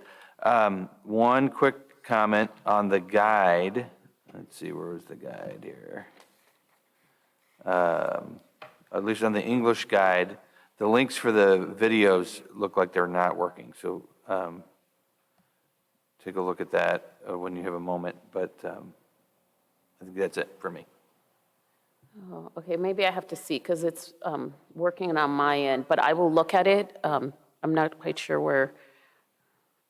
It's a Vimeo, I don't know how to pronounce it, but it should be in the, okay, so it's a little, I'll look at it, so maybe, Rosie, we can see that later, but it's it's a laptop, and you have English video and Spanish video in the blue immigration support parent guidance. Mine's working, so. Yeah, mine is working too. And I can help you because it might be like like if you have not downloaded, I don't know how to pronounce it, but Vimeo. It might not work. But I'll look at that, Mr. Cernica, Trustee Cernica. I don't have a question. Once again, I just want to thank you for all the support and all the resources and all the hard work, because as you know, working with marginalized communities, it's not as clean and cut, and it's not just send a notice and everybody's going to read it, and it's very complicated for very different reasons. So I want to thank you. Thank you so much. I have another question. Yeah, I do have also a question regarding the video. So tell me again how the red cards are, that's a great job, but how are you publicizing the video again? So we have sent these resources through a communication, through text and through email. But the more important piece is we've trained Norma. We've shared Norma Miramontes, who is the community director at Moonridge Community, and as well as our Main Street contact. But mainly we've trained our staff. So as families walk in to have support, we guided them step by step, take them to a confidential room. Just this blue guidance that, again, our team creates, our Cabrillo, it's our own Cabrillo guidance. Yes. We take them to the room, we have the e-copy and a paper copy, because again, the parents can't access a paper copy, right, because it's not e. So we show them, We walk through step by step and ask them, show the video, step number 1. Be empathetic, be a listener. Show the video, walk through and read the red card, walk through how they, how they can read it, because they'll need to be able to read it. Or they also say sometimes, like if an immigration officer comes in, you can also show it like on a window, like on a clear window, or put it underneath the door. So we have to like verbally say this. And I think that's how the parents will watch the video. I mean, yes, the parent can watch the video when they receive the parent guide, but more importantly, when a parent comes to ask for support, then we ask our community liaison or our principal or the contact at the site to sit with them and play the video right there next to them. And we role played that. So that's how they would watch the video. It's super important. It's from the county. I really highly recommend, I'm sorry we don't have time today, but highly recommend that you watch the video because it's very short and to the point and reassuring of a parent's rights. Yes, I agree with you. I guess my question was more, what of those parents who don't go and ask for the help because of that they work or they don't want to make it obvious, they're still afraid for whatever reason. I guess I was just kind of wondering what other ways of advertising the video is going on. And really quick, just I remember when Drew would go to the meetings and tell parents about the adult ESL classes and whatnot. One of the things that I think was kind of cool is he basically had a what are those, like QR, those little like QR codes. Yes. And you saw all the parents just popping up their phones and accessing that information that way. I don't know how easy it is to get a QR code. I can do that in a minute. Okay, well, see, that's how much you know. That's a great suggestion. And so I felt like when Drew did that, it was just very friendly user for the families to just scan that QR code and then access that information. Yeah, and I can easily translate it to a QR code and send it to, have principals send it in their newsletter. At the 2 meetings where we had 50 people, we had a QR code, well, not we, ILRC who did the training, we didn't do the training. They had the QR code and they played the video. So at least 100 families got access to that. But that's a great idea to have that QR code at our sites so that they can continue to send it out as a reminder. Yeah, and just like maybe post something where if you, just with a QR code saying if you want more information, click, this QR code. I just feel like that's very user-friendly because some people don't really know how to navigate the web, and that was really, I think that helped. But that's just a suggestion. No, that's why we're asking, and that's a great suggestion, because I know that we've got lots of partners that are vested in this. She mentioned, Moonridge, no connection to Mrs. Miramontes. But I know that ILAS is also another one, but the QR code is and I happened to be here that night when they did the immigration attorney was here and they had the QR codes. And it is not one of those things that people feel like I have to go ask, right? If we have that in front of every office, immigration, supports, click here, they can do it however they want to do it. And then we'll make sure that our partners have that as well. Yeah, but I want to thank you all. Thank you. Thank you and your team for doing all this work. I appreciate it. Thank you. I also just wanted to thank everyone, and this felt like a lot, and I feel like we have a really understanding, close-knit community, and there are a lot of people like myself who is not concerned about my immediate immigration status, but want to help, and I feel like you and your team and our superintendent and the people I've talked to have been very good about educating people like myself on what is sensitive, what can be sensitive to families, and how I have been able to gain knowledge, but also learn and accept that you guys are doing an amazing job and the information is getting out there, even in little pockets that I may not see, but they are getting to the people because you don't always want to alarm things. And so it's really great. And then talking to one of my kids' principals, they're like, we're good. Like, we got this. And I'm like, I mean, we hope we don't have to do anything to get anything, but it felt good. And I'm just so thankful for all of you. And then I have to say, like, our principals have been super amazing because they took the training and ran with it. And our parents will first go to a site versus the district office. And I just want to give a shout out to our community liaisons, our parents, our front office staff, our teachers, because again, Trustee Cortez, you asked, how does this get to it? Because sometimes, like, we play different scenarios. Maybe the blue team might hear a concern from a child. That's where we trigger, okay, you hear it, you go and you tell your lead, which is probably your site principal, it might be a VP at Hatch, and your community liaison, and they will do the outreach. So we're getting information from all different areas, and we've trained our sites to obtain that information that way. That's yet another way that we can show a video. Thank you. And I'm staying here because I know the next item is, so. All right, thank you, Dr. Bhatia. Our next item, 3D, as in donut, 2024-25 LCAP Mid-Year Monitoring Report and Key Performance Indicators Update. Dr. Miramontes, can you introduce this? Yeah, so the LCAP mid-year update is something that we're going to do each and every year. And here to present again is our Deputy Superintendent. Hello again. Okay, so here's our agenda. It was a new requirement, I believe it was last year, from the California Department of Education, where it became a requirement for districts to present a mid-year LCAP monitoring report and performance indicator update. Today, I am focusing on the differentiated assistance data.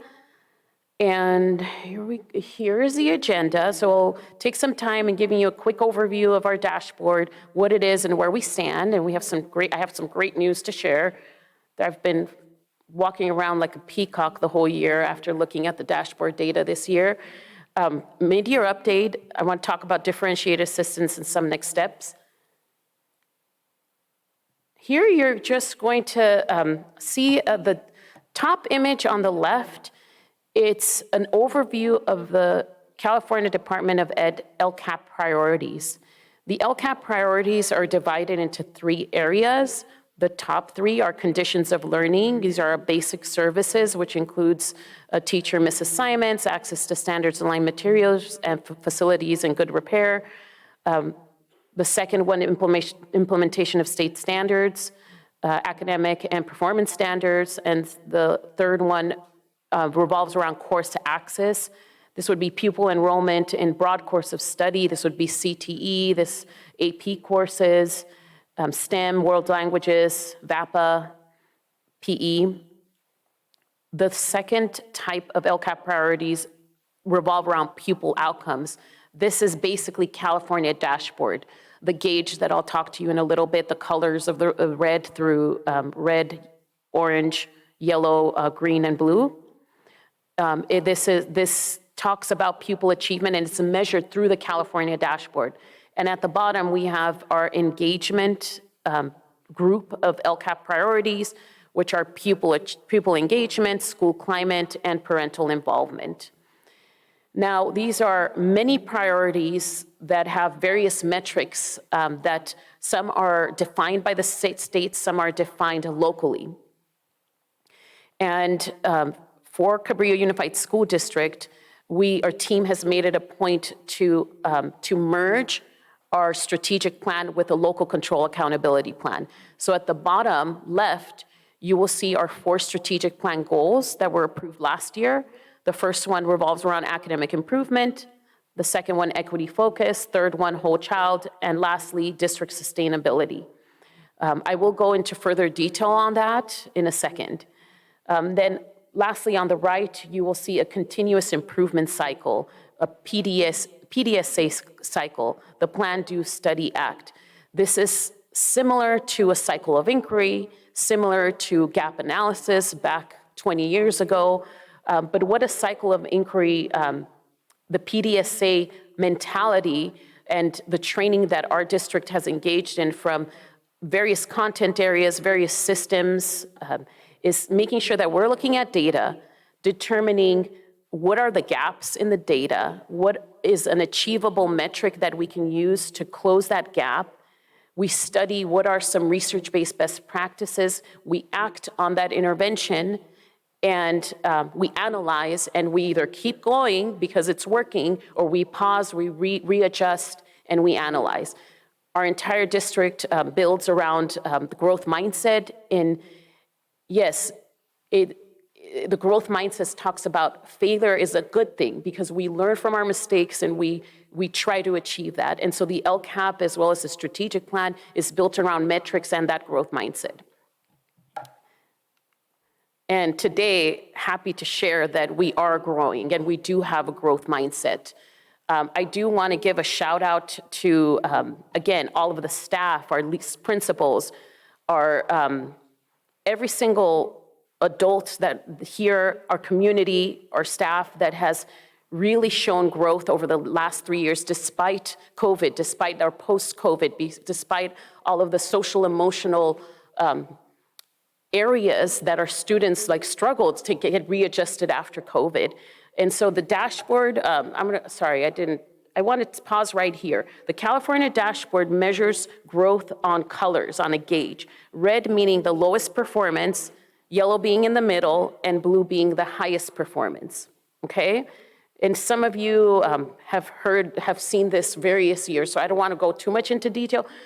But on this slide, I just need you to take a look at the color scheme. And this is the matrix report that shows all of our student subgroups. And earlier on, you saw the LCAP indicators that are the columns: the English learner progress, chronic absenteeism, suspension rate, graduation rate, academics, which includes both English language arts, math, and college and career. This is our 2023 matrix. And as you can see, we have a lot of orange and a lot of red, little blue, little green. And letting you know that this was very typical for the last 4 or 5 years at Cabrillo Unified School District. And every year, I would walk around when the dashboard data would be published with my hand on my forehead for quite a few weeks, not understanding why we're not shifting the needle. Then I had to remind myself that any valid intervention takes about 3 years to really show progress.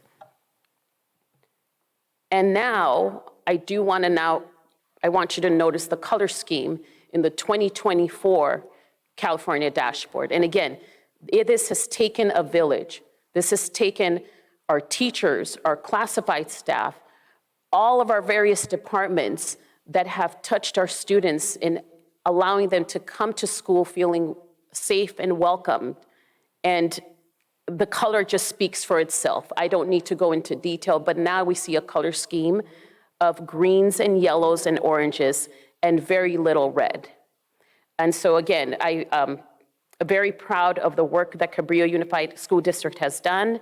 We still have a ways to go. Our goal would be to sprinkle some blue in there and eliminate a little bit of red and orange, but this has been such an amazing celebration. Tomorrow we have a secondary Super Friday training. I'll be sharing the same information to celebrate and just thank and congratulate all our educators and staff for the achievement that you see here. And again, I'm not going into detail, but again, you can read this at your leisure and just see that particularly, I want to point out one particular subgroup. Our English Learner Progress Indicator, which is AKA LP, went from red over the last 5 years and jumped 4 levels to green. So again, shout out to our ELD teachers on special assignment, our reading intervention specialists, our principals, our students who worked really hard and are showing over 70% of growth. Our ELs are showing over 70% of growth. And so I'm even getting chills just saying that. Okay. So next slide. So here are some celebrations, which I already mentioned, so I don't want to read everything, but we talked about the LP, we talked about the summative alternate LPAC, which is the LPAC that we administer for students with the most significant cognitive disabilities. Our college career indicator increased, chronic absenteeism indicator increased. Thank you, Bianca and James and the entire team for your help around chronic absenteeism. Our graduation rate indicator increased. However, growth mindset, there is always room to grow. And on the right-hand side, you're going to see our areas of growth. We have a new subgroup that the state is now measuring, our long-term English learners, which are defined as English learners who have not been reclassified after 6 years. So this would be around 6th grade and above. This is a focused area as we move on to next year. And we actually, Dr. Miramontes, thanks for joining me today with our California dashboard meeting and with our superintendent, county superintendent, and San Mateo County Office of Ed colleagues, because we have determined that LTELs will be one of our focal subgroups as we move forward, students with disabilities, and we will continue to support our English learners. In mathematics is also an area of growth. We want to try to replicate the interventions that we built for language arts and ELD in mathematics. We still are performing about 10% less in mathematics than we are in English language arts. This is not uncommon across California because we are, California overall is performing about 10% below in mathematics compared to ELA. We do want to continue to decrease chronic absenteeism and continue to increase our graduation rate, particularly as Mr. Boysen mentioned earlier, our A through G graduation, not only Half Moon Bay High School graduation or Pilarcito's graduation rate. And here on, and again, I'm not going to go into detail, but again, our LCAP and our strategic plan, we have 4 main goals. Under the 4 goals, we have sub-goals. We have 3 sub-goals, and under those 3 sub-goals, we have, on the next slide, we have specific actions as well as metrics that we measure. Now, at the bottom of this slide, you do have a link to our Cabrillo website under LCAP budget plan, where you can take a look at our metrics as well as our budget for those that are interested in additional details. But we're talking about a very, I think it might be 30+ pages. That can be found on our website. Now, Jennifer, I hope I make you proud on the fiscal overview, but if I misspeak, please correct me. Okay, so on this slide, we have 2 types of funding sources. We have LCFF versus community funded, AKA the old basic aid. Now basic aid is turning to a community funded model. And district funding, the way it looks like, we have some districts that have property taxes. And sometimes, and the state has defined a level of adequate funding for schools. Some school districts, the property taxes, they don't reach to that level of support, of adequate support to run a school district. So then the state comes in and provides concentration, supplemental funding to fill that gap. Now, an old basic aid, now it's called community funded. Sometimes property taxes overflow above and beyond what the state has defined as the basic level of support to run a school district. Now, when that does happen, then the local school district does keep that extra funds, that extra funding. Cabrillo Unified School District is a community-funded school district. We only have about 10% in California, so we're very unique. But as I mentioned in the past, Cabrillo Unified School District, although we do have some overflow, it's not overflowing that much. It's very little. And so we are kind of the middle income district where we don't have, we are not poor, we're not low socio enough where we have the extra concentration funds from the state, but we are not overflowing in the blue. We just have a few drops in the bucket.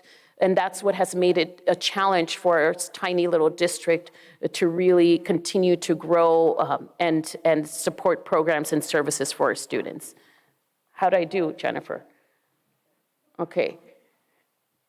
Now, here's an overview of our supplemental funding allotment. And as you can see, and you've seen this in different forms, we are decreasing in ADA, average daily attendance. However, our LCFF supplemental we don't receive that money. We have to save a certain percentage of our general fund, which turns out to be about 2.3, 2.4, 2.5 every year. The great news for being a community-funded, AKA Basic Aid district, is that as our enrollment decreases, the amount of funding per pupil staying the same, so it's increasing. So it's a good thing for us to be a community-funded district, still receiving the same level of support.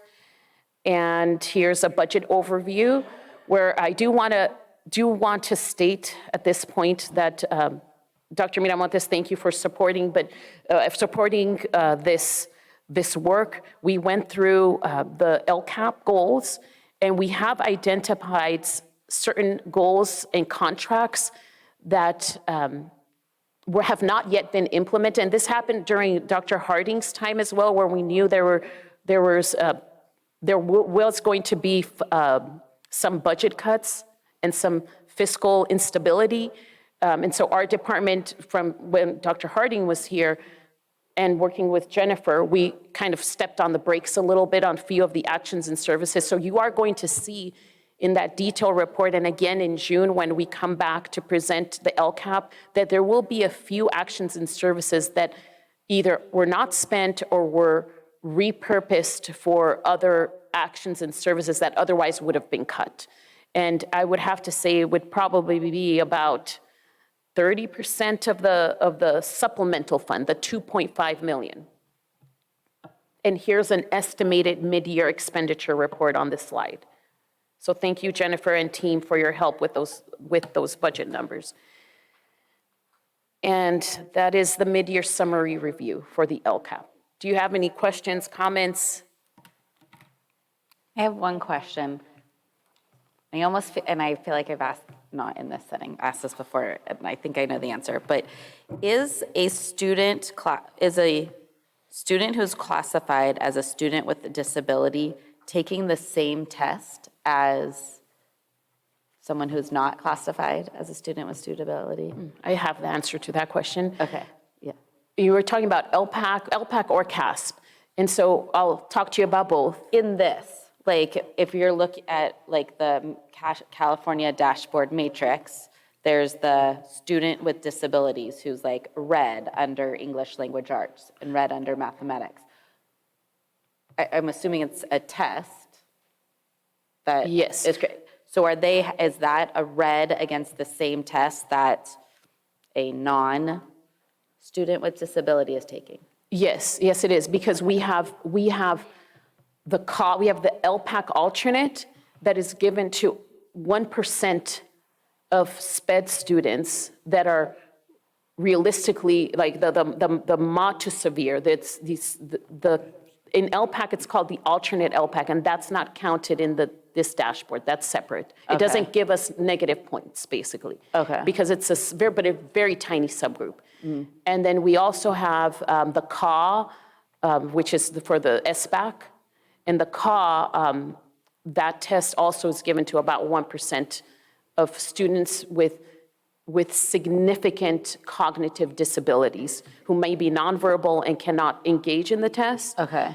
But we are unable to pass that 1% threshold, because then the dashboard data will count against our percentage. But again, that's only 1% of students with disabilities, and the students with disabilities will be counted in the subgroup. However, every year we do train our assessment coordinators at the site to let them know that we can offer modifications and accommodations based on the student's disability. And so we continue to train and make sure that we're offering that to our students to ensure that they have full access and full access to the assessment. And again, I forgot to mention that CASP and LPAC, this is only one measure.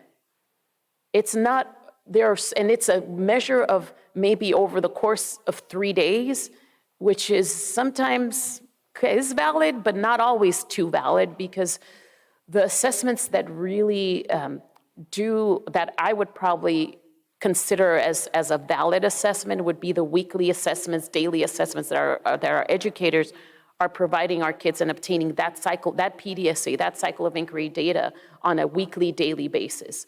But despite that, again, I have to say that even if you look at the previous, I wasn't able, we just received the differentiated assistance that talked about the 5 subgroups, which included students with disability that were taken out of DA. And so the work that we did showed growth on all subgroups in differentiated assistance. Even though it's still red, we showed growth, and we were taken out of that DA for 1 year.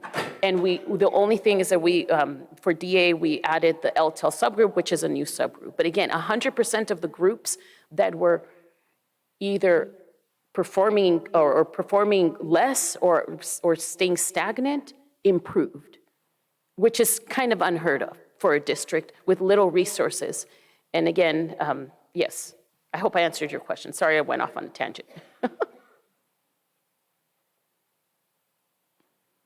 I don't have well, I do have a question, but I also, like always, want to say thank you for all the hard work, because it shows. And like you said, sometimes you have the best intentions, but when you have to be reminding yourself it takes 3 years, it's not easy, right? So thank you to you and to all the special assignment TOSAs and all the supporting staff. Thank you to all those teachers. I mean, obviously, it's taking a while, but we could see the colors changing and the pendulum as well. I also just want to comment on your areas of growth, which all include in all the English language arts, mathematics, chronic absentee. They all include the long-term English language learners. And it makes sense. When you started, and because you've done an excellent job, and you've also introduced a lot of interventions and whatnot, which makes sense to the elementary school kids. I feel like these kids that fell through the cracks haven't really been given the attention that they need. And it's just sad to see that there's students here who've been here since kinder and are gonna go to high school and they're still ELD. And that's very troublesome, and it's concerning. My other area of concern and I don't see any data on this, are the reclassified students within that 4-year, what is it like that? Where they reclassify and then they're supposed to be kind of monitored for those next 4 years. I've always been interested in that data, just because I appreciate the push and just trying to get the kids reclassified, but I also am wondering how much support do they still need? Because even though they're reclassified and determined to be with the regular, English affluent students, some of them are still struggling. And I really, those are, for me, those kids that are falling into the cracks, which I also feel like they need some kind of attention. And we need to see numbers on that as well, because our reclassification numbers are going high. And, great job to everybody. But what about those kids? And how are they performing? It's like we got them through we pushed them through the gate, or whatever you want to call it. And are they, there's still some that need a lot of support. And we can bring back that is called the EverEL. It's a new term. I'm an EverEL, probably Dr. We're some of us are EverELs, where once you're an EL, you get reclassified, you're forever an EL. And the data for the 4 years of monitoring, the LP indicator, the one where we went from red to green, it includes that. It includes the 4 years of monitoring kids that have been RFEP'd and have been reclassified. The LP, the English Language Proficiency Indicator, includes so it's a combination of growth of current ELs, growth of the RFEP percentage, and it also includes the growth or regression of RFEP'd kids for 4 years. After 4 years, they stop including it. And so we demonstrated growth. could kind of figure out, and maybe I can share with Dr. Miramontes and Rosie, and you can share with the board. I can try to pull that data and demonstrate that, or when I come back for the LCAP in May and June, I can post some of that data for you to see how all four of those indicators so all four of those translate into the LP, English Language Proficiency Indicator. That I'm 100% sure, because the CDE had a training and mentioned that. Thank you, and I don't mean to put more on your plate. No, not at all. I like data. I appreciate that. My team knows. I just want to say, like, this is amazing to see because I've seen all of you slaving away for years and years with nothing changing, but hoping that this was going to be the outcome. So it's a lot of time and a lot of effort and a lot of patience because it takes a long time to turn these things around. So thank you all for sticking at it because I know everyone is playing a role in that, with the hiring, you're doing the interventions, like everyone is the teachers are getting training, whatever, everybody's part of it. So I just want to congratulate you on that because it's been a long time coming to start to see some change. So thank you all.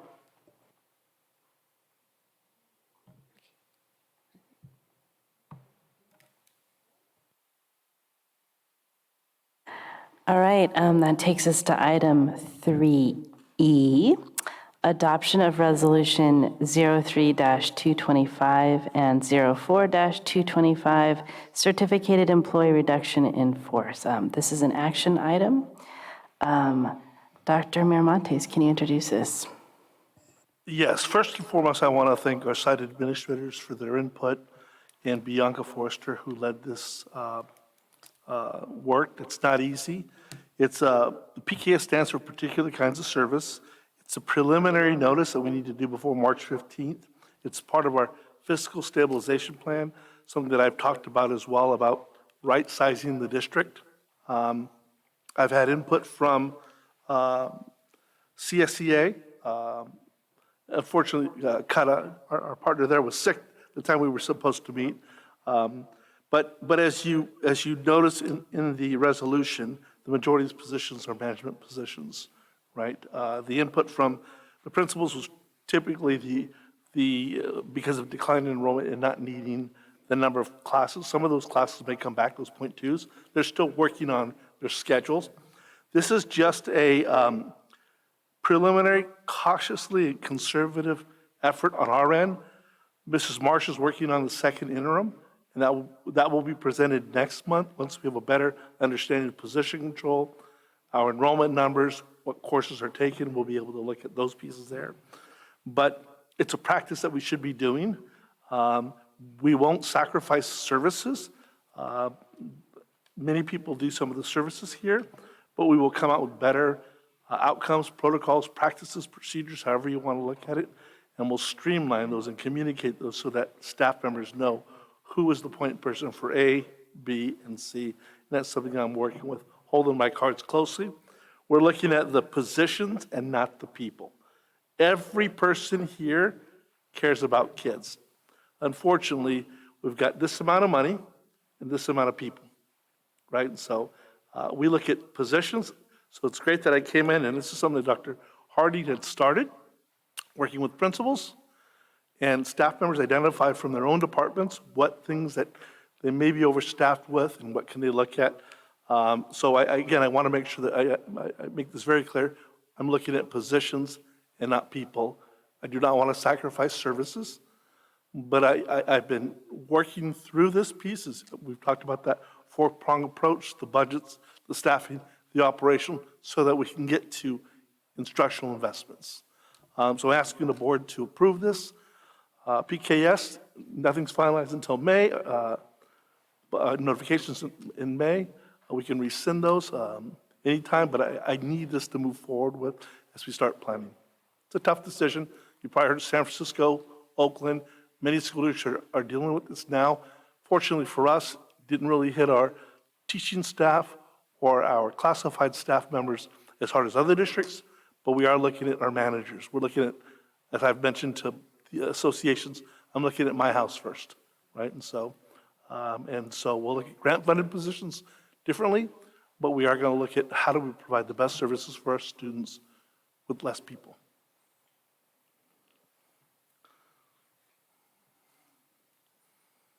Do I have a motion to approve Resolution 03-25? So moved. Second. Rosie, can you proceed? Oh, sorry, my bad. Public comments and discussion. Thank you. There are not public comments for this item. The only comment I have is, I think this is a work in progress, right? And we're still trying to wrap our heads around it and figure it all out.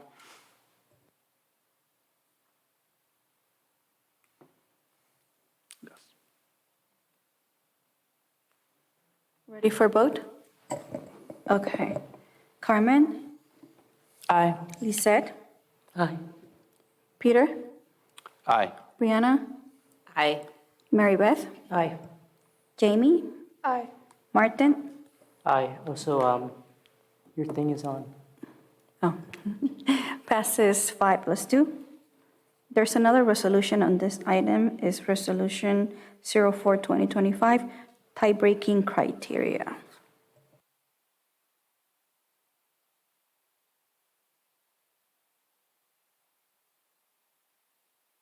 Do you want to explain this one too? Well, Or? the tie-breaking criteria is just there in case we have a couple of teachers or classified staff members that have, this one's for teachers that have credentials, et cetera, that we typically have. We really only have one teacher that we're talking about, so, but still should pass a resolution. I was going to, do we have a motion to approve Resolution 04-225? So moved.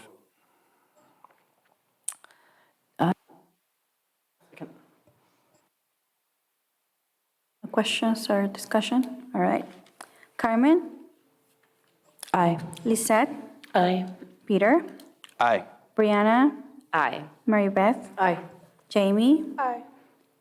Martin? Aye. Passes 5+2. All right, this brings us to item 3F, adoption of Resolution 05-225, classified employee reduction in force. This is an action item. Dr. Miramontes, can you introduce this? Yeah, it's the same scenario explanation I had for the certificated, but it's for our classified staff members. Do I have a motion to approve a resolution? Oh, I'm sorry. Yes, motion to approve Resolution 05-225. So moved. Do I have a second? Second. Rosie, can you proceed with the vote? There's questions or? I just want to make a comment that I've received feedback on this one, and mental health and behavior intervention are very important to a lot of families, and this is a discussion. So it's something that I'm learning, being on this side, is because maybe we're not talking about it as much here in the public setting, because we spent 2 hours today going over things like this, so that my questions can get answered. And we have spent a lot of money on things where the caseload no longer really supports the amount of money we are spending on these positions. So by no means does the reduction of the proposed reduction of these positions mean we don't care about mental health or behavior intervention. It just opens up an opportunity to finance this better while still fully supporting our students. And I think that's just a very important thing for all of us in the community to understand, how it just looks on paper isn't fully what's happening in the background. And just to add to that, I think it's for both the certificated and the classified. I think all of us have been running in what's happening?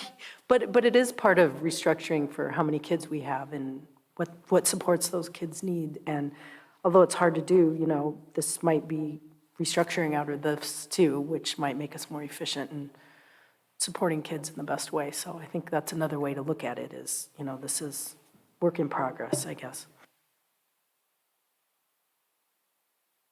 All right. All right, yeah. All right. Carmen? Aye.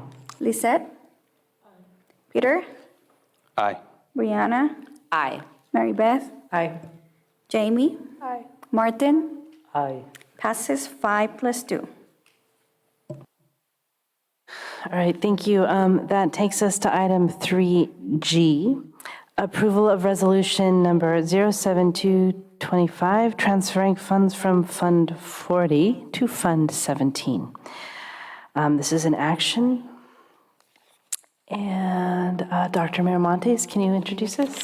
Yes, so last month we had an informational presentation from Mrs. Marsh about the rationale of our fiscal stabilization plan and using some of the Fund 40 allocations to set some money aside into our reserve. Our board policy is 16%. We set it a little bit over 3.5%, I believe. And so this would get us to that 10% in our reserve, still short of our board policy at 16%. The rest of it we would use for capital improvement projects. So I'm asking the board to approve this resolution and allow us to continue our stabilization of what we actually need to be doing here at the district. I do want to thank Jennifer and Brett and Brett is our partner and our staff members that work with both of them to really work through what this looks like across the board. So thank you, Jennifer. All right, do I have a motion to approve resolution 07-225? So moved. A second? Second? Board questions and comments? I just want to make oh, go ahead, I'm sorry. I just want to make a comment. I've gotten a couple emails about this asking me what this is about. I support this because the way that I'm looking at this is that we're moving funds around to different accounts that are beneficial to the work that we're doing, but we're not necessarily spending those Fund 40 accounts, and I feel like that's an important distinction. We're moving them in a way that gets us to the 16%, which is also important. So. I do have a question. So I know that we're basically taking everything out of Fund 40, is that correct? That's correct. Okay. Well, no, not everything. There's still some money left aside. But that's for capital improvement? Correct. So eventually we will deplete Fund 40? Correct. So that would be, that we would have to change the board policy of, did we have a policy where we were supposed to repay whatever we took out of Fund 40? It was How's a that gonna resolution. work? I got Okay. some comments too, Lizette, if you want to hear, which might make some conversation about that. I mean, what are you saying? What did you? I have comments that might feed into what you're saying. That's all I'm saying. So what, are you saying for me to be quiet or Want for my me to ask comment? questions? Well, let me make my comment and then see what you think. So, Fund 40, we held tight to that money because in the spirit of it, it was to be used for capital improvement. And I do feel like, I'm representing everyone in our community, not just parents, not just unions. I'm also representing people out there that don't have kids, that aren't really following what's going on. So I do feel like people voted in spirit to be using that money for capital improvements. And now we've taken $3+ million of it for an immediate, to help us immediately, which we already did, right? Because we needed that, after we gave that raise, we need that immediate influx of funds. But we did put a stipulation on to pay that back. And now we're needing another $3+ million. I don't know how much it will be. I think it's around that amount to beef up our reserves. And the biggest problem I have two problems. One is I feel like when I vote for someone, I want them to keep my interests in mind, and I don't want to have to follow everything they do. So I feel like they've entrusted me to make sure the money is being used how they voted for. Are we doing anything illegal? No. Is it kind of a loophole? Is it it's all legal, but I do feel, for the first time in my 6 years being on the board, I do feel a little dirty about it. I don't know if that's the right word, but I do feel a little dirty about it. So that's one problem I have. And then the second problem I have is that I haven't seen a facilities master plan yet. And to give that money up without being able to pay it back, to give that money up when I haven't seen a facilities master plan, I feel like I want to know if we need that money for facilities. So I would, honestly, I'm not saying I'm hardcore on, I never want that Fund 40 money to be gone and not be paid back. Like, if I went to those voters and explained what was happening and, maybe people would be okay with it. But that's one thing. But I do feel bad about not having a language in there to pay it back until I see a facilities master plan, until I can see that what that money was intended for, we are going to be able to finish the high school. We are going to be able to do the fields or whatever things we have on there. So personally, I would like to put a clause in it that it is to be paid back, which we can change, future boards, maybe beyond me, could pay back. But until I see the master plan to see what we need. Maybe we need that $2 million to finish some project, I don't know. But if I can see the facilities master plan and I see we're okay and we can get that work done, and then we can talk, I don't know.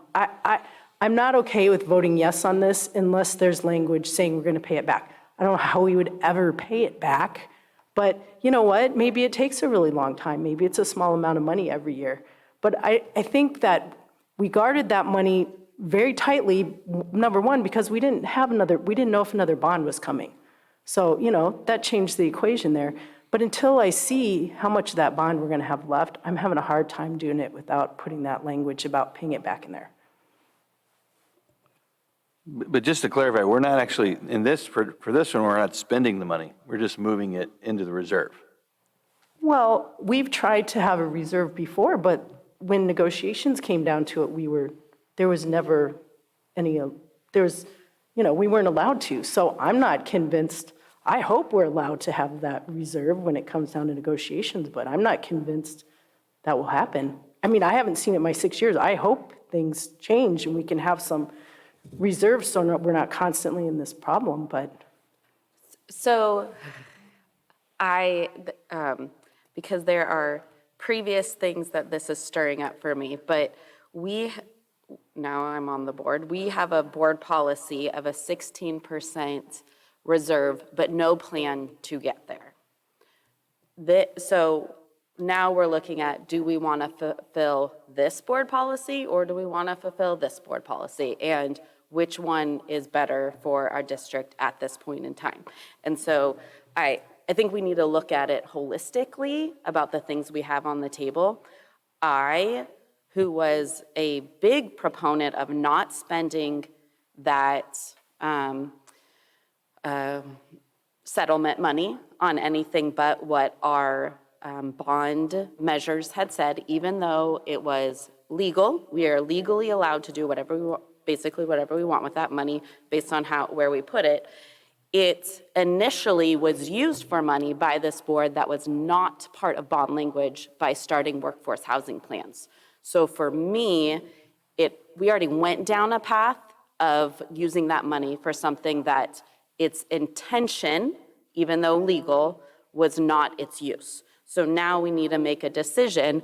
The gates are already open. So now what do we do with this money, especially since the community has spoken, we have a large bond, and I agree, I want to see a facilities master plan, but we're moving it in a way that if we need $2, $3, $5 million to finish certain things, we still do have it, and I would like to make clear to CUTA, CSEA, I would like this money this is not money that I would currently like to spend on salaries, because also for me, having a reserve at this point that's larger than 3%, we don't know what's happening federally. And we have a lot of people, we have funds that are tied to federal dollars that we don't know if they will dissolve in the next 4 years. So to have this to carry us through the next 4 years, or let's keep on to these things while we can, and we have a large bond dollars to cover us through, and then see where we get from there. And don't disagree with writing in paying it back, but I don't like saying, let's pay it back without a plan. And I'm not sure that we really have the money for a plan, and I don't want to push that onto the next board, because it's kind of how I feel right now about walking onto a board that says we are supposed to have 16% reserves without a plan to do that. Well, and I think a couple things, like I feel like having that language in there is what gives us the option to do general fund versus bond money. I think that language being there actually preserves that option for us, right, if we would need that. And I think that the workforce housing thing, I mean, I think that's arguable, and we would probably need a lawyer here to tell us if, you know, that, but generally, workforce housing is done under using bond money or COPs, right? But I don't know, to me, that just preserves the flexibility.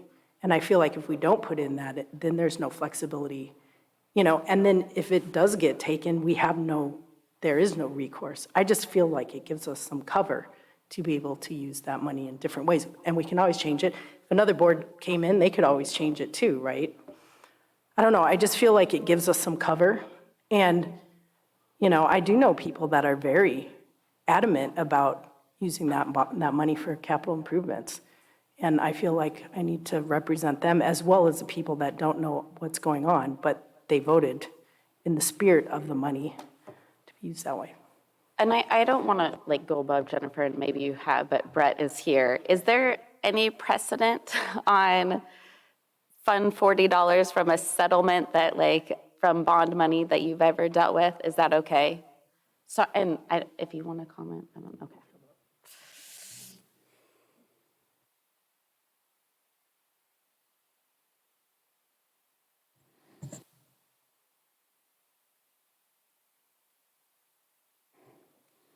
Thank you. Thank you.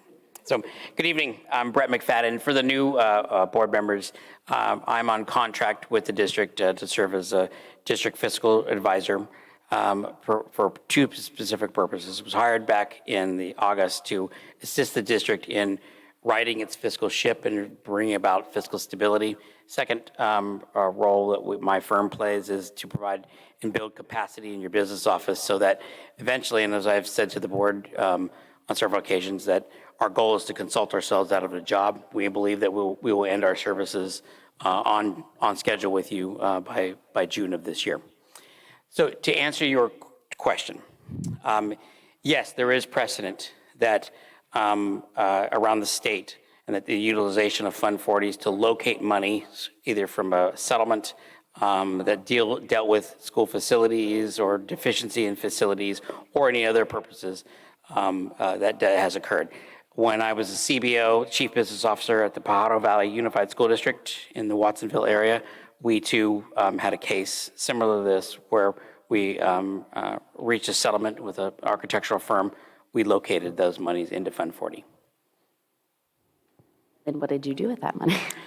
And then actually there is a precedent also that in districts that, and the law allows this, that the board can make a policy decision that it has a higher need in place from a policy perspective and can move that money. In my case, that my district came into a very similar situation of fiscal challenges. And so we moved a portion of that money for one-time purposes into the general fund, or Fund 17, Special Reserve Fund, and then the other half we moved into a capital improvement for IT infrastructure. Very similar to what's being done tonight, or what's being proposed tonight. Okay, thank you. And Lizette, tell me if I'm wrong, but approximately, I think the 12 million, it's like 3 million we used already because we needed a remedy. About 3-something million we'll use now for the reserves, and then we'll have about 6 million left. That'll go into a fund for deferred maintenance, right? Actually, Fund it's 17. almost. So Fund 17, so all school districts in the state of California are required by law to practice fund accounting. We have various funds for specific purposes. Fund 1 being the general fund, the largest fund. Fund 17, which this district did create, this board created it. To create a fund requires board action. Fund 17 is intended, because it's dictated by the Department of Education, to be a special reserve fund. So it is both for your general fund operating reserves for economic uncertainties, and then to supplement that in order that you can try to reach your 16% policy goal for overall reserves for economic uncertainty. Under the resolution that's proposed to you tonight that Ms. March and I developed is that a portion of those revenues would they go into Fund 17 for the purposes of trying to reach or get towards your 16% goal. And then the second purpose is designation to specific capital improvement projects. So roughly speaking is that approximately half of the Fund 40 dollars from the settlement of $12 million would go towards capital improvement as its intended purpose. I'm just worried we're going to go through negotiations and we're going to have zero left in our savings again and we'll have no recourse. I guess that's another one of my worries. And the voter thing, what they voted for. That's my two things. I'm happy to vote yes if we put that language in there, and I'm happy we can talk about it later to change that language, but that's where I'm at right now. Just a clarification. So if we pass this resolution and essentially what we're saying is the rest of the funds in Fund 40 are going to go to capital improvements, then they wouldn't be available for our negotiations. Is that correct? No, just the 6 million would go. So the 3 million would be available. Well, right, the reserve. Peter, what she's saying is the money that we put in the reserve account would be something that would pull. And again, your board policy dictates how much we should have there, right? And so. We've been trying for, 6 years to get money in that, and we haven't. And this is an opportunity to do that, to get closer. I hope so. And if I may, Dr. Miramonte and Madam Chair, our intent here is to meet and address concerns that have been raised by the state as well as the San Mateo County Office of Education, acting as the state's fiscal oversight agency over this school district. And our intent is to address several things that they have noted. One, the precariously low amount of reserves. For a smaller district, the recommendation is to have 3 to 4 months of payroll set aside in your reserves. 16% provides that opportunity, just to protect yourself from the unknown. Second thing is that it has been recommended to put Fund 40, those monies, into use, spend today's dollars on today's kids. And so we think this is a compromise effort to put half of it to build a reserve to protect the district from unforeseen circumstances like we're facing now. And then second, to put their other half into capital improvement projects that will benefit students as well. And I do like that you've earmarked that money because it's really hard when we don't have a plan. So I thank you for making some kind of plan. There's one other element. I apologize for belaboring this, and maybe Superintendent Miramontes, you want to share with us. As you will engage in the sale of bonds in the future with your recently passed measure, you will have to have a credit rating. A sizable and appropriate reserve will have an enormous impact on the sale and outcome of those bonds. My firm performs that work, and so the interest rates that you'll be able to achieve for taxpayers in the future for your future series of bonds will be influenced by the fiscal health of this agency. So that's significant. It can be, yes, That's sir. new information. I was in support of doing this already, but that's significant. So you're saying if we hit the 16%, we'll get a better interest rate? Yeah, all public agencies, just like all of us as individuals, we have credit cards and credit, so we have credit rating, right? So all public agencies that are issuing debt have to, for whatever chunks of debt that they issue, have to receive a rating. That's Moody's, Standards & Poor's, and such like that. And so the rating that the district receives is based on its overall fiscal health. What is its reserve policy, stable leadership, and such, fiscal practices, auditing, history and such. And that is based on that rating, a higher level rating, AAA for instance, will yield a better overall bond sale with a lower interest rate. And just to be clear, I'm okay with moving that money, but I'd like to put that language in there.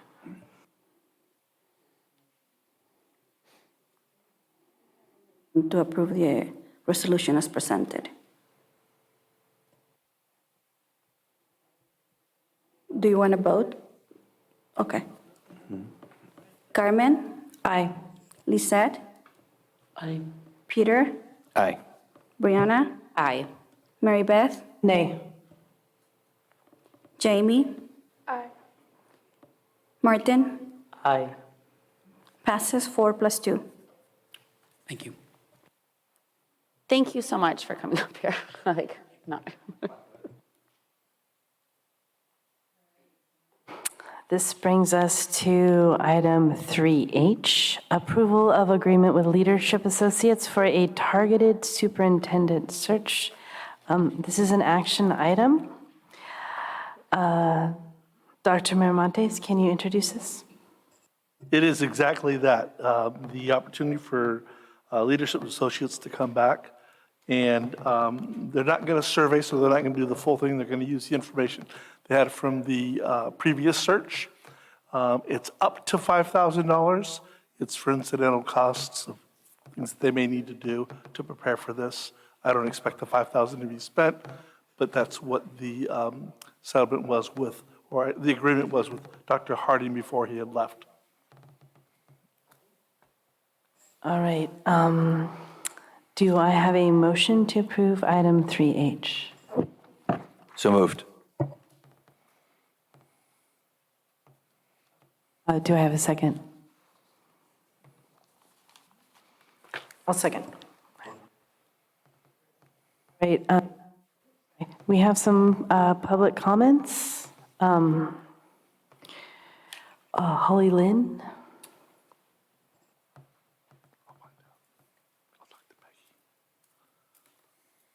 Good evening, Governing Board. So as you know, I don't do this public speaking thing that well, so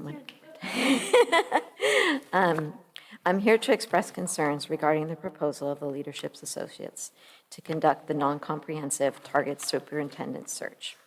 While Leadership Associates has a longstanding relationship with Cabrillo Unified School District, there is a significant reasons to reconsider the approach. 1, Leadership Associates did not fully disclose our previous superintendent's work history, which contributed to challenges. A similar situation occurred in Pacifica School District, where the Leadership Associates' incomplete background disclosures led to the hiring of a superintendent under whose leadership the district now faces budget challenges and potential school closures. Our community deserves full transparency to make the most informed decisions possible. 2, our district has had 4 superintendents in the past year, which has created instability and affected district operations. Consistent leadership is essential for rebuilding trust and maintaining organizational efficiency. 3, in light of the recent instability, it would be in the district's best interest to offer our current interim superintendent, Dr. Ramon Miramontes, a 1-year contract. He has demonstrated exceptional leadership, is a great fit for the community, and has shown the commitment to guide our district forward. Providing him with a 1-year contract would allow for stability and continuality during this crucial period. If he were not to be interested in this position, I hope we would stay in-house and offer this position to Leticia Batia, our deputy superintendent. This would also guarantee our stability and momentum to keep moving forward. She has an excellent reputation and skills to keep our district on track. I urge the board to reconsider moving forward with this proposed targeted search by Leadership Associates. Instead, I hope by providing continuality by extending a 1-year contract to the current interim superintendent, or to stay in-house with Dr. Batia, and also allowing time to thoroughly evaluate the district's leadership needs. Thank you for consideration of these concerns. I trust the board will make the best decision for the future of our district and our community. Thank you for your time. Thank you.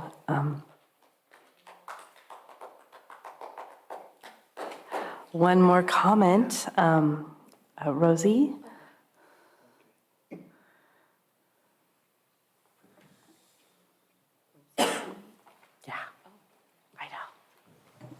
Serious.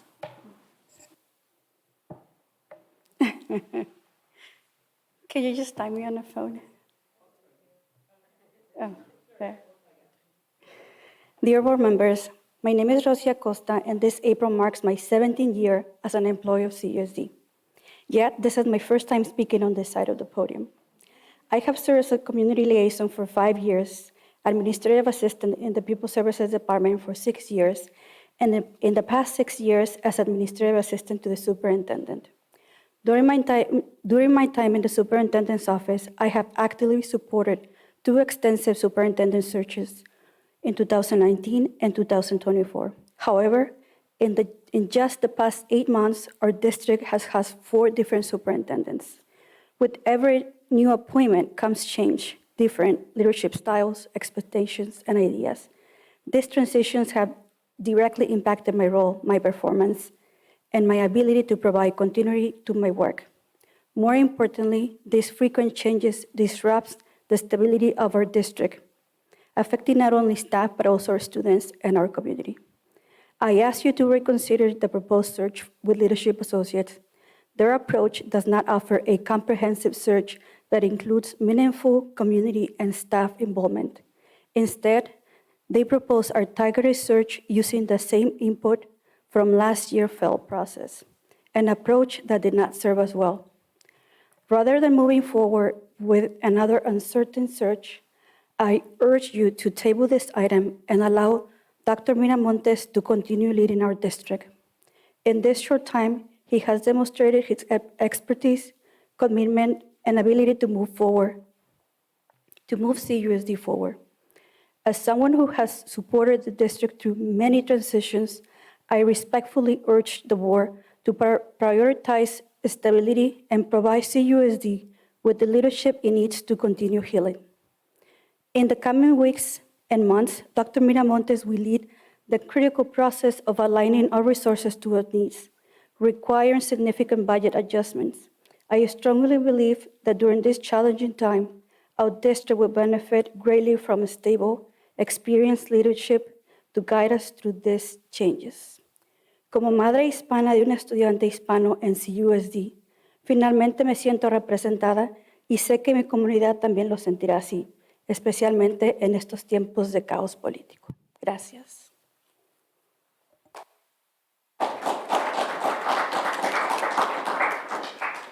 Thank you, Rosie.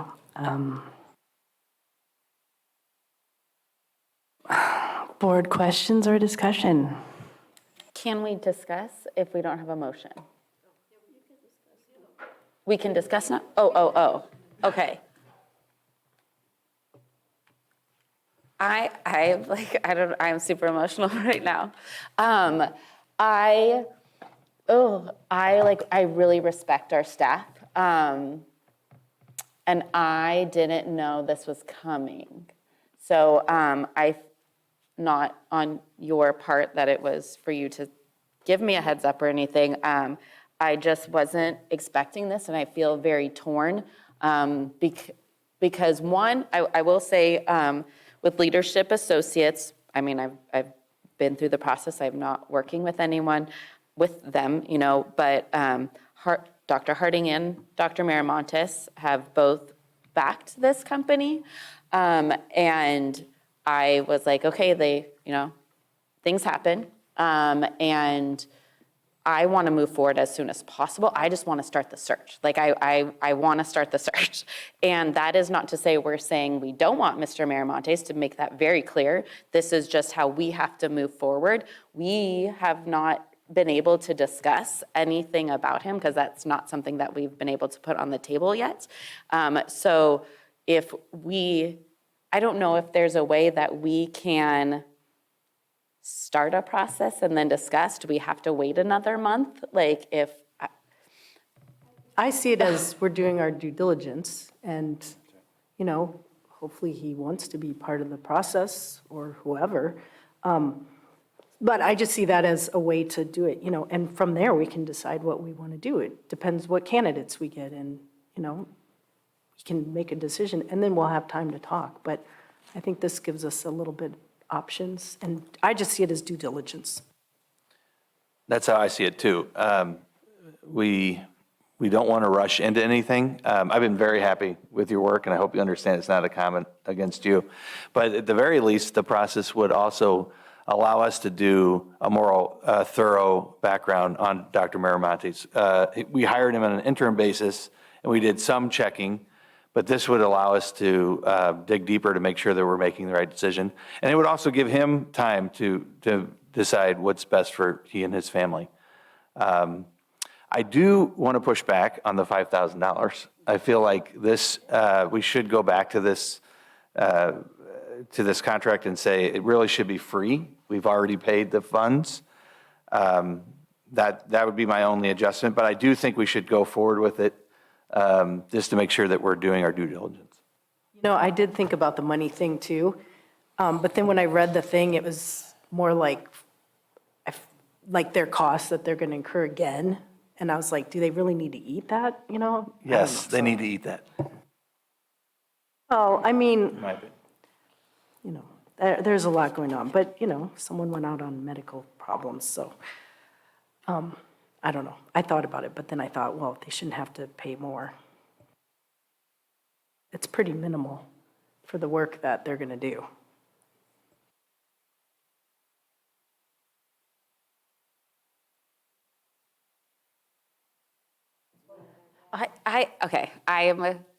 I just want to say, because I am new and I don't know, this contract now, I'm like, okay, would we be able to get out of it? Like if we. I mean, I just would request that we would go back to them and say, we really need it to be zero because they did not do the job. And so they should be responsible for covering the entire process, in my opinion. So if it's an option that we could go back and say that to them, I would prefer that.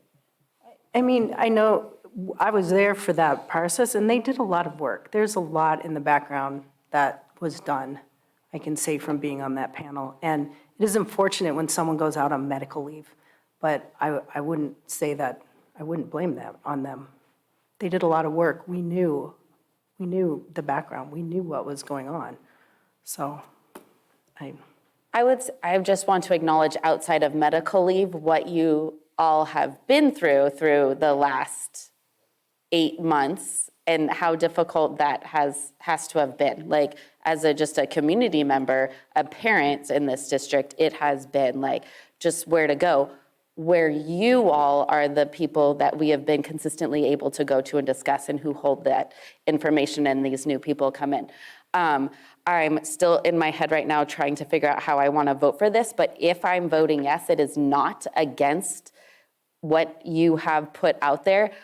For me, this is how we open the door to discuss this further with Dr. Miramontes. And I struggle with an internal person running this search. It would be like someone trying to hire their boss. So to me, we need an outside person. If we go with another consultant, we have to start all over. And I'm also concerned about that because if it's not Dr. Miramontes or someone here, then we're already late to the game. And to me, that lessens the pool of people we can reach out to. I feel like if we're going through this process and if leadership associates continue, we're like, you are doing a horrible job. I think we can, you're doing a horrible job. We're done. And get an interim and move forward. But I just want to get started so that we can have conversations because what I'm learning in both Holly and Rosie know is I talk about things that I'm supposed to wait and just, and so I can't talk to them or Dr. Miramontes about these things until we have something open and out there and can create that environment for us to do so. Just a question for Dr. Miramontes. Is it possible to go back to them and counter with nothing, with zero? I can talk to leadership. I can talk to Peggy Lynch. I think she's been communicating with our President Daniels. She's been in communication with President Daniels. That's typically what happens. I've had conversations with each of you, right? And I value what you guys say. I value what I've heard from people out in the field as well, right? I would encourage you. I've talked about full transparency. I've talked about being open, right? I would encourage you to do the search. I really would, right? I can have a conversation with Peggy and call Peggy Lynch and call her and say, we're going to do it. They approved it for 5, but they're not happy, and our constituents aren't happy. So we want to be, we were doing everything we can to save a buck or two, right? And so I could definitely have that conversation and see what they say. But I do think that you need to put this out there for others. I've talked to my colleague superintendents and asked how it is, and I tell them it's a terrible place to be. I'm just joking. You know, I tell them, you know, I'm really enjoying the place. I really like the staff that I'm working with. It's tough work. Giving people notice is not easy. I love the 4 elementary schools, the 1 middle school, and the high school, and what it's all about. I love the small-knit community that everybody knows everybody. I mean, literally everybody knows everybody. People know what I had for breakfast yesterday, right? I mean, it's such a small little community. But I tell my colleagues, it's a great place to be, right? And so hopefully, yeah, there are plenty of qualified people, and the board's just going to have to make the decision. And so, you know, I'll wait till that comes through. Dr. Harding did send you guys a memo when he left that he basically said where you guys can move forward with the contract, and you can have a conversation with Peggy Lynch about my performance. And if you want to move forward with that way, you can have her start doing the background, and you can just hire Dr. Miramontes. Again, out of full transparency to the community, I think you ought to do your due diligence and move forward that way. I appreciate what Holly and Rosie have stated here. I mean, they're incredible people. You know, this is probably the most important thing that you're going to need to make a school district really move.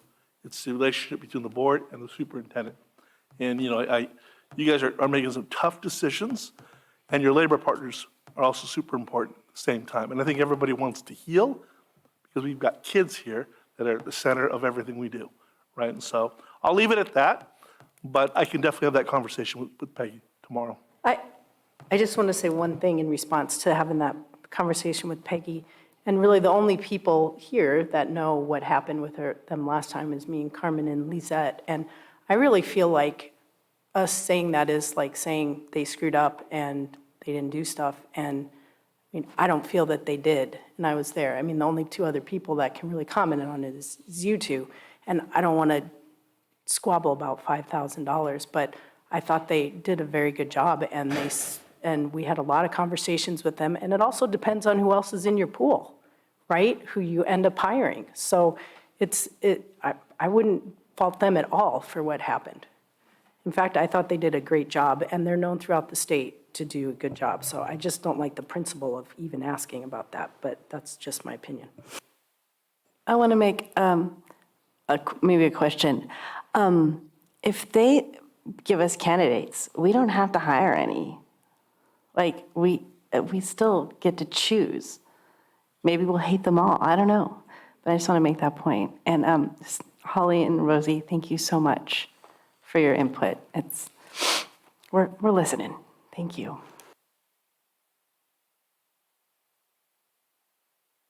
We ready to vote? All in favor, please say aye. Aye. Aye. Oh, wait. Those opposed, please say no. Any abstentions? Okay, passes 4+2.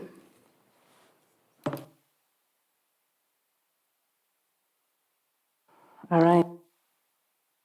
That takes us to 3I, selection of CSBA delegates assembly on ballot for San Mateo County Subregion 5-B. This is an action item. Dr. Miramontes. This is your opportunity to select delegates for the assembly. I think you already have the information there, and it's really up to you guys to nominate and select.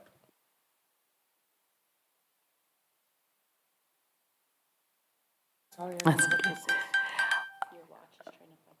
I don't have a watch. Oh, I don't have any. I'm sorry. All right, motion? Oh, do we have a motion to approve item 3I as discussed?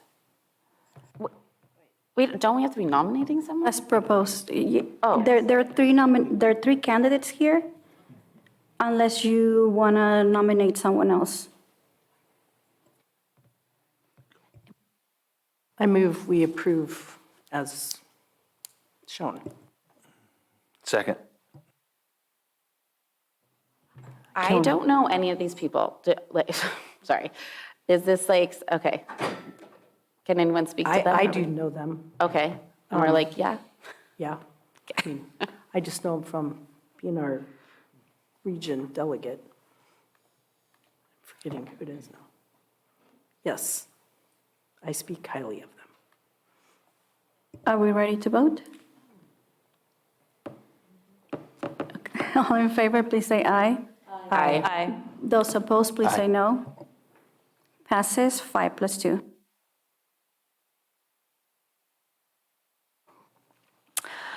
This takes us to item 4, public comments on non-agenda or consent items. The board is committed to maintaining a respectful and productive environment that fosters a culture of civility where the staff, the community, and the board feel safe to express themselves and are free from bullying, harassment, and threats. The board welcomes your comments and requests that you express yourself accordingly. All members wishing to speak should complete a comment card and hand it to the executive assistant to the superintendent prior to the introduction of the item. Members wishing to address the board are allotted 3 minutes per speaker, but this may be reduced depending on the number of speakers for items. The total time for public comments shall not exceed 20 minutes. Please note that the speaking time cannot be delegated to another person. As a reminder, the CUSD Governing Board does not act upon non-agendized matters except under limited circumstances as permitted by law. Matters raised during public comments will be referred to staff for further examination and action where appropriate. So that takes us to item B. Wait, yes. Item B, employee organizations report. Do we not have public comments? Oh, wait, sorry. We had one card, but the person left. We do. Sorry. Oh, she left. Yeah. I'm sorry, yes. Is Anne here? She left, okay. All right, thank you for the support. Okay, hold on. Okay, now. So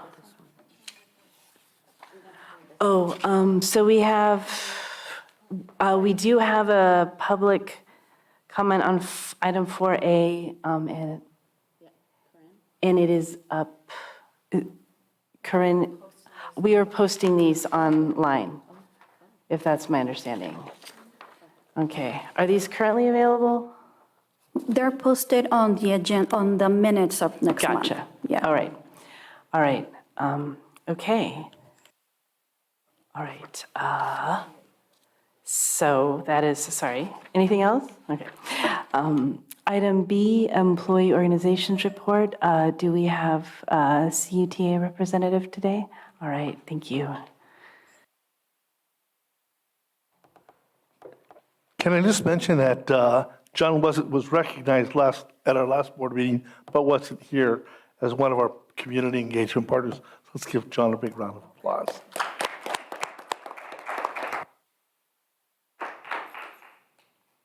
All right, folks, luckily I feel like the guy who gets to come into the game after the game's already decided, because we had an amazing presentation from our leadership at the high school. And one of the things that we would like to say is, we have this bond money, and I know there's been a lot of talk and a lot of discussion about how it's going to be spent at the high school. And we would like to be a stakeholder. We would like to be somebody who contributes to those discussions. We would like to be somebody who, when decisions are made, we are asked for our opinion. Perfect example, 2 years ago, we had 2 big storms. It was before we got a lot of rain and we kind of settled some of our drought issues. But we had 2 big storms, and I came into my classroom and I had a spot a little bit beyond, from me to the front of the podium, a little bit beyond that, I had a spot of wet carpet on my classroom. And I thought, this is no good. We got mold for the kids. We got problems. I'm walking around in puddles here. And I went to facilities people, and the facilities people said, yeah, that happens when it rains. Now, that if I need to stand closer, I can stand closer. But Can you hear me back there? I'm pretty sure I'm trying to use my teacher voice. Okay. All right. Our thoughts, at least, and I'm pretty biased because I'm a high school teacher, but our thoughts is the high school should be the jewel of the district.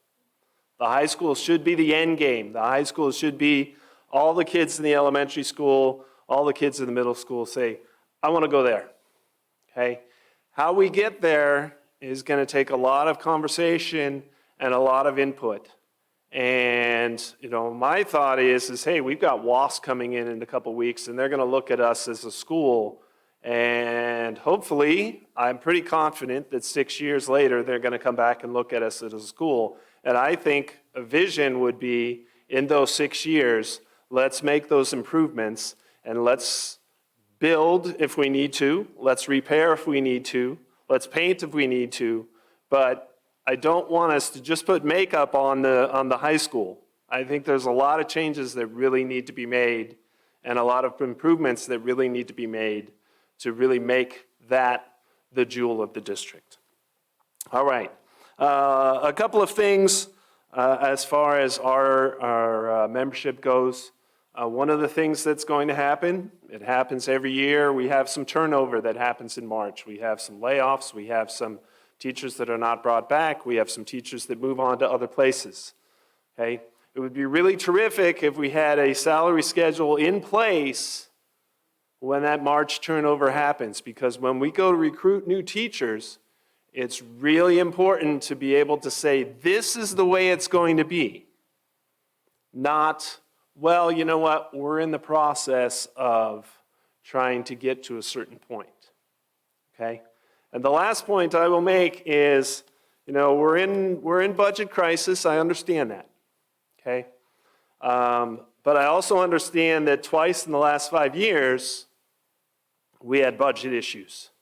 And that has nothing, the budget crisis we're in now, has nothing to do with the fact that we got a 6% raise. Nothing to do with that fact. Because I'll tell you, the total number of dollars being spent on teachers this year is less than the year before, and less than the year before that. So we're not the ones breaking the bank. So we still expect, when time comes and we start figuring out where dollars go, we still expect to be part of the conversation. Thank you. Thank you, John. All right, California School Employee Association representatives? All right, awesome.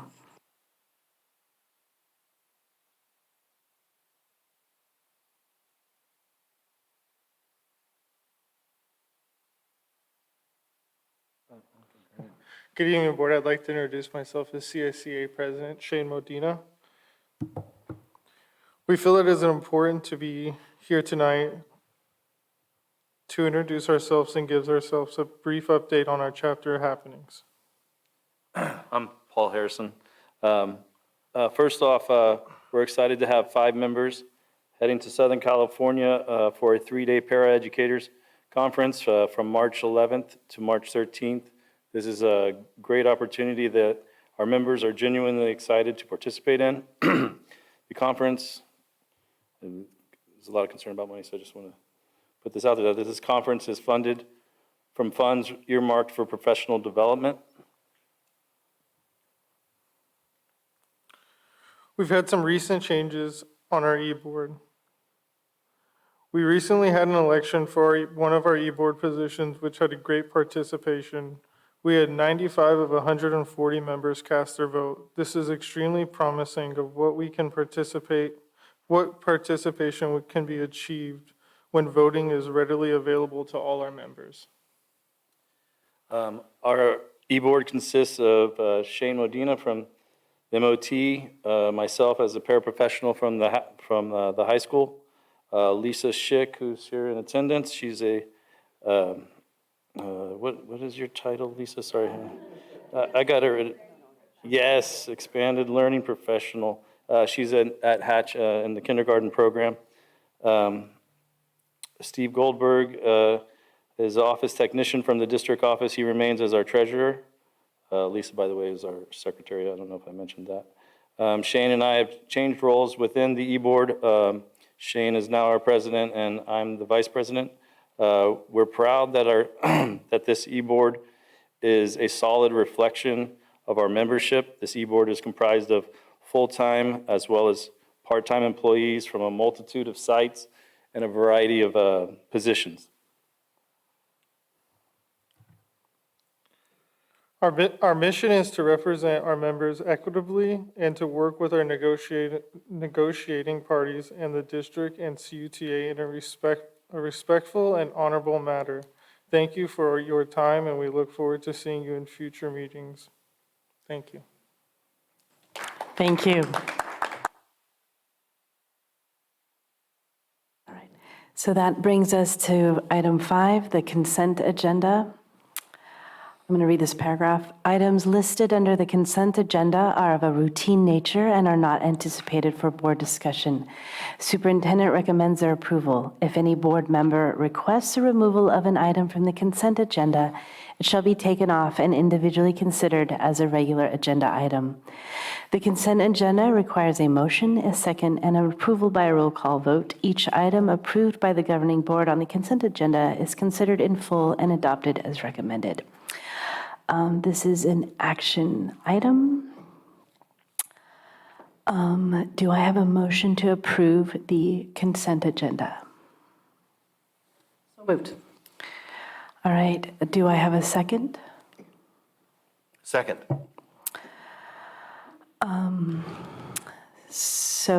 Rosie, can we proceed? Okay. So we need roll call for this. Carmen? Aye. Lisette? Aye. Pete? Aye. Brianna? Aye. Mary Beth? Aye. Jamie? Aye. Martin? Aye. Passes 5+1. 2. Thank you. That takes us to number 6, governing board reports. Do we have any board reports?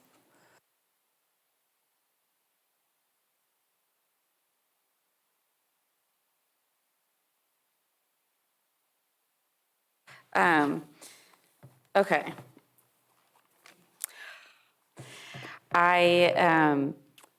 So this week, the PTO Alliance has reconvened, and I attended my first Alliance meeting on the other side. And I just want to take this opportunity to encourage you to go to PTO meetings, to get involved. It's so important if you want to really know what's going on in your kid's school. And I think then there's so many ways to learn easily what's going on in the district also. But I am a huge proponent of, you're already part of your PTO. That's kind of how we all work. If you are a parent guardian of a student at one of our schools, you are part of their PTO. So to just show up and learn is extremely helpful for you, and you just gain so much knowledge that it doesn't hurt. So please join. Please just show up to your PTO.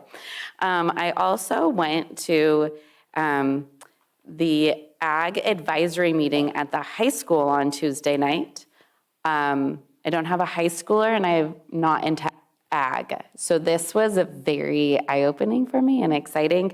But I also, as a board member, and I think we will end up discussing this a bit at some point in this journey, is what I noticed that we sign up for committees. I think we did it last month or in December. Okay, so we did it in December. And being on the community side, I noticed it in the Budget Advisory Committee, but then being on the board side, showing up to this Ag Advisory meeting. So this is decisions made in December, then we probably start, attending the committees in January. The committees are based off of the school year. So I came in not only as a new board member, but then new to this committee. So the Ag people spent over half of their meeting just catching me up when they only have 3 meetings in the year anyway. So I would really like it if we either change the time frame of when we decide on committees, so we're not breaking into an existing committee halfway through the school year, or like committing to a couple years. So I like feel horrible. Like, I mean, they're amazing people, and the Ag Advisory Committee at the high school is doing incredible things, and there's funding stuff that they have to do to get grants and all this stuff, and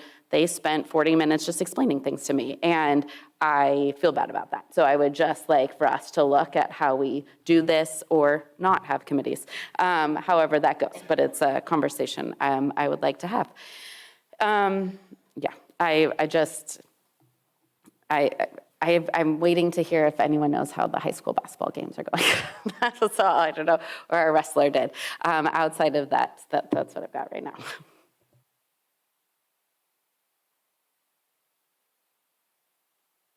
Okay, I'm kind of random. I just thought I'd kind of talk about how cool I think kids are. I have a story. I was just home in Iowa, and I was saying that I need a couple hundred more years on my life because I want to be a lawyer, and I want to be a teacher, and I want to be an administrator, and I want to be an astrophysicist. And my sister immediately said, "You can't do that. You're not smart enough." My little sister. And I was like, excuse me, you know? But it made me start thinking, and I thought, I'm going to talk about that in my next board comments, because I follow a guy who's an astrophysicist who he really struggled in school, and he didn't do well at all. And he ended up going to community college and taking a bunch of remedial classes, and he eventually did it. And I'm like, I could do it if I want to, but I'm too old, man. But anyway, it reminded me of this story, and I read it in one of those Malcolm Gladwell books. And it was about a guy named Laszlo Polgar, and he was a guy from Hungary that he was a chess teacher and an educational psychologist. And he had a philosophy that geniuses are made, not born. And he decided before he was married that he wanted to have kids and train them to be chess champions to prove that geniuses are, you can make them, that you don't need to be born with the smarts. So he found a woman who was in on the plan, and they had 3 girls, and he did raise them to be world-class chess champions. And it made me start thinking that, we have some kids that are pretty diverse in their learning abilities here. And I think it's really important that, that geniuses are made, not born, that we give all our kids a chance. And I've seen it here with our teachers. I mean, I have seen teachers that inspire kids to do more than they think they can. And I just want to acknowledge that because, just that comment got me thinking about all this. And I think that's really important when we're thinking about everything, that we need to, kids can do sometimes a lot more than we think they can, and we need to give them the positive reinforcement to do it. And, we do have kids here that are starting off on unequal footings. And so I think to believe in all of them, no matter where they start off, is a big deal. So I just wanted to talk about that story a little bit because it is meaningful to me, and we have those kids and they all need to be given a chance. And when I see teachers that are really inspiring them to do more than that kid ever thought they could do, it's really inspiring to me. And just to finish out the story, then someone says to Laszlo, like, if you really want to do the experiment now that you proved that you can do this, what you need to do is adopt. Now you need to adopt to really prove it's not your genes, And so he went to his wife, and his wife said, no way, we're done. So that was the end of the story. That's all I had. I just wanted to talk about, being really, inspiring kids and our staff doing that and making sure we're all have that dream. At least I do.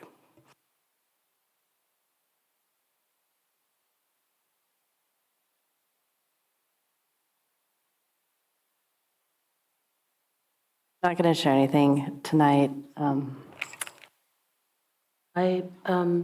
Yo nada más quiero decir buenas noches a todos. Y lo único que quiero comunicar esta noche es sobre todo el apoyo que hemos visto que el distrito ha hecho a las familias que están pasando por esta incertidumbre de inmigración y todas las redadas que están pasando ahorita. Y lo único que quiero decirles es que no tengan miedo, que pregunten, que se asesoren y que no esperen a que llegue a pasar algo. Asesórense, pregunten. Hay muchos recursos en las escuelas, hay muchas personas que han tratado de apoyar a todas estas familias. Por favor, pregunten. Hay tarjetas rojas, hay videos informativos donde básicamente dicen que tienen el derecho de no hacer ninguna, no tienen que contestar ninguna preguntas, nunca, si no están cometiendo ningún crimen.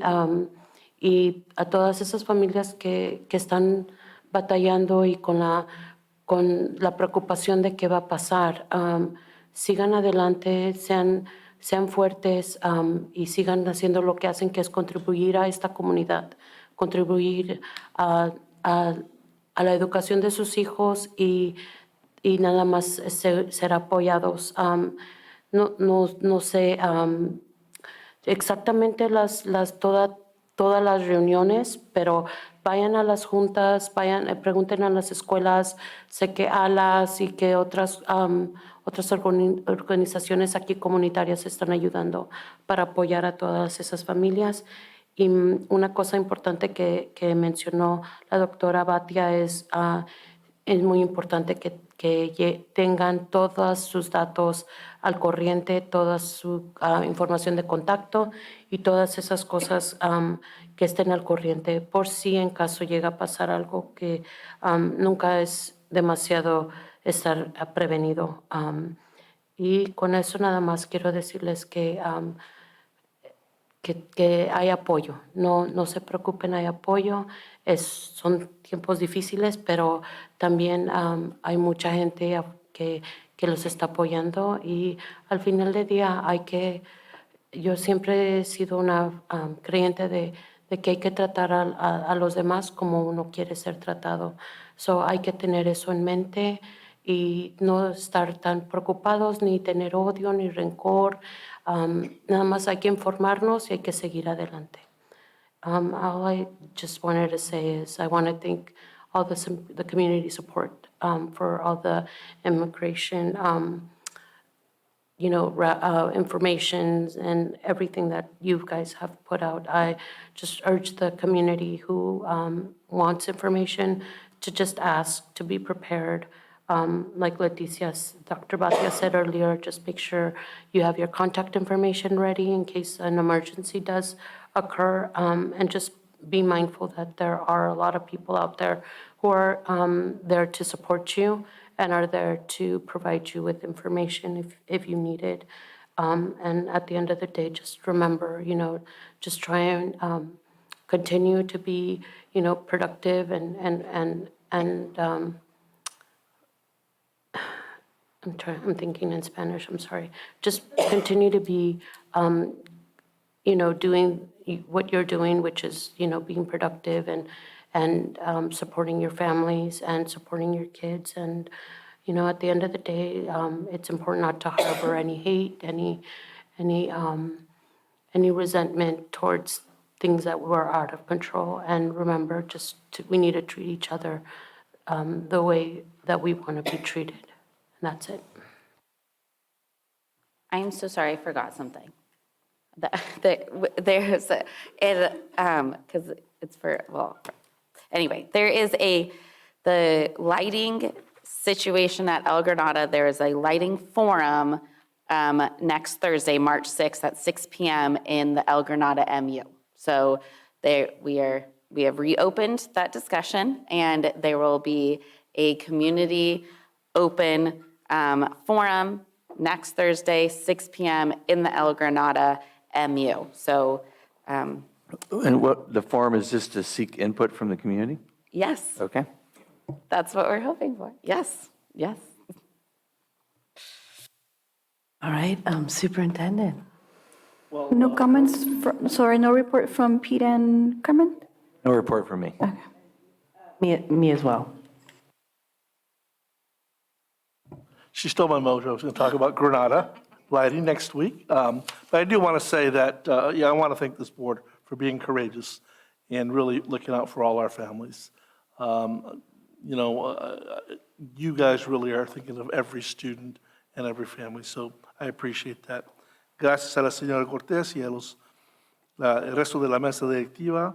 Estoy de acuerdo con todo lo que están haciendo. A los padres que están viendo, estamos con ustedes y sus familias y tengan la fe en nosotros porque estamos trabajando juntos.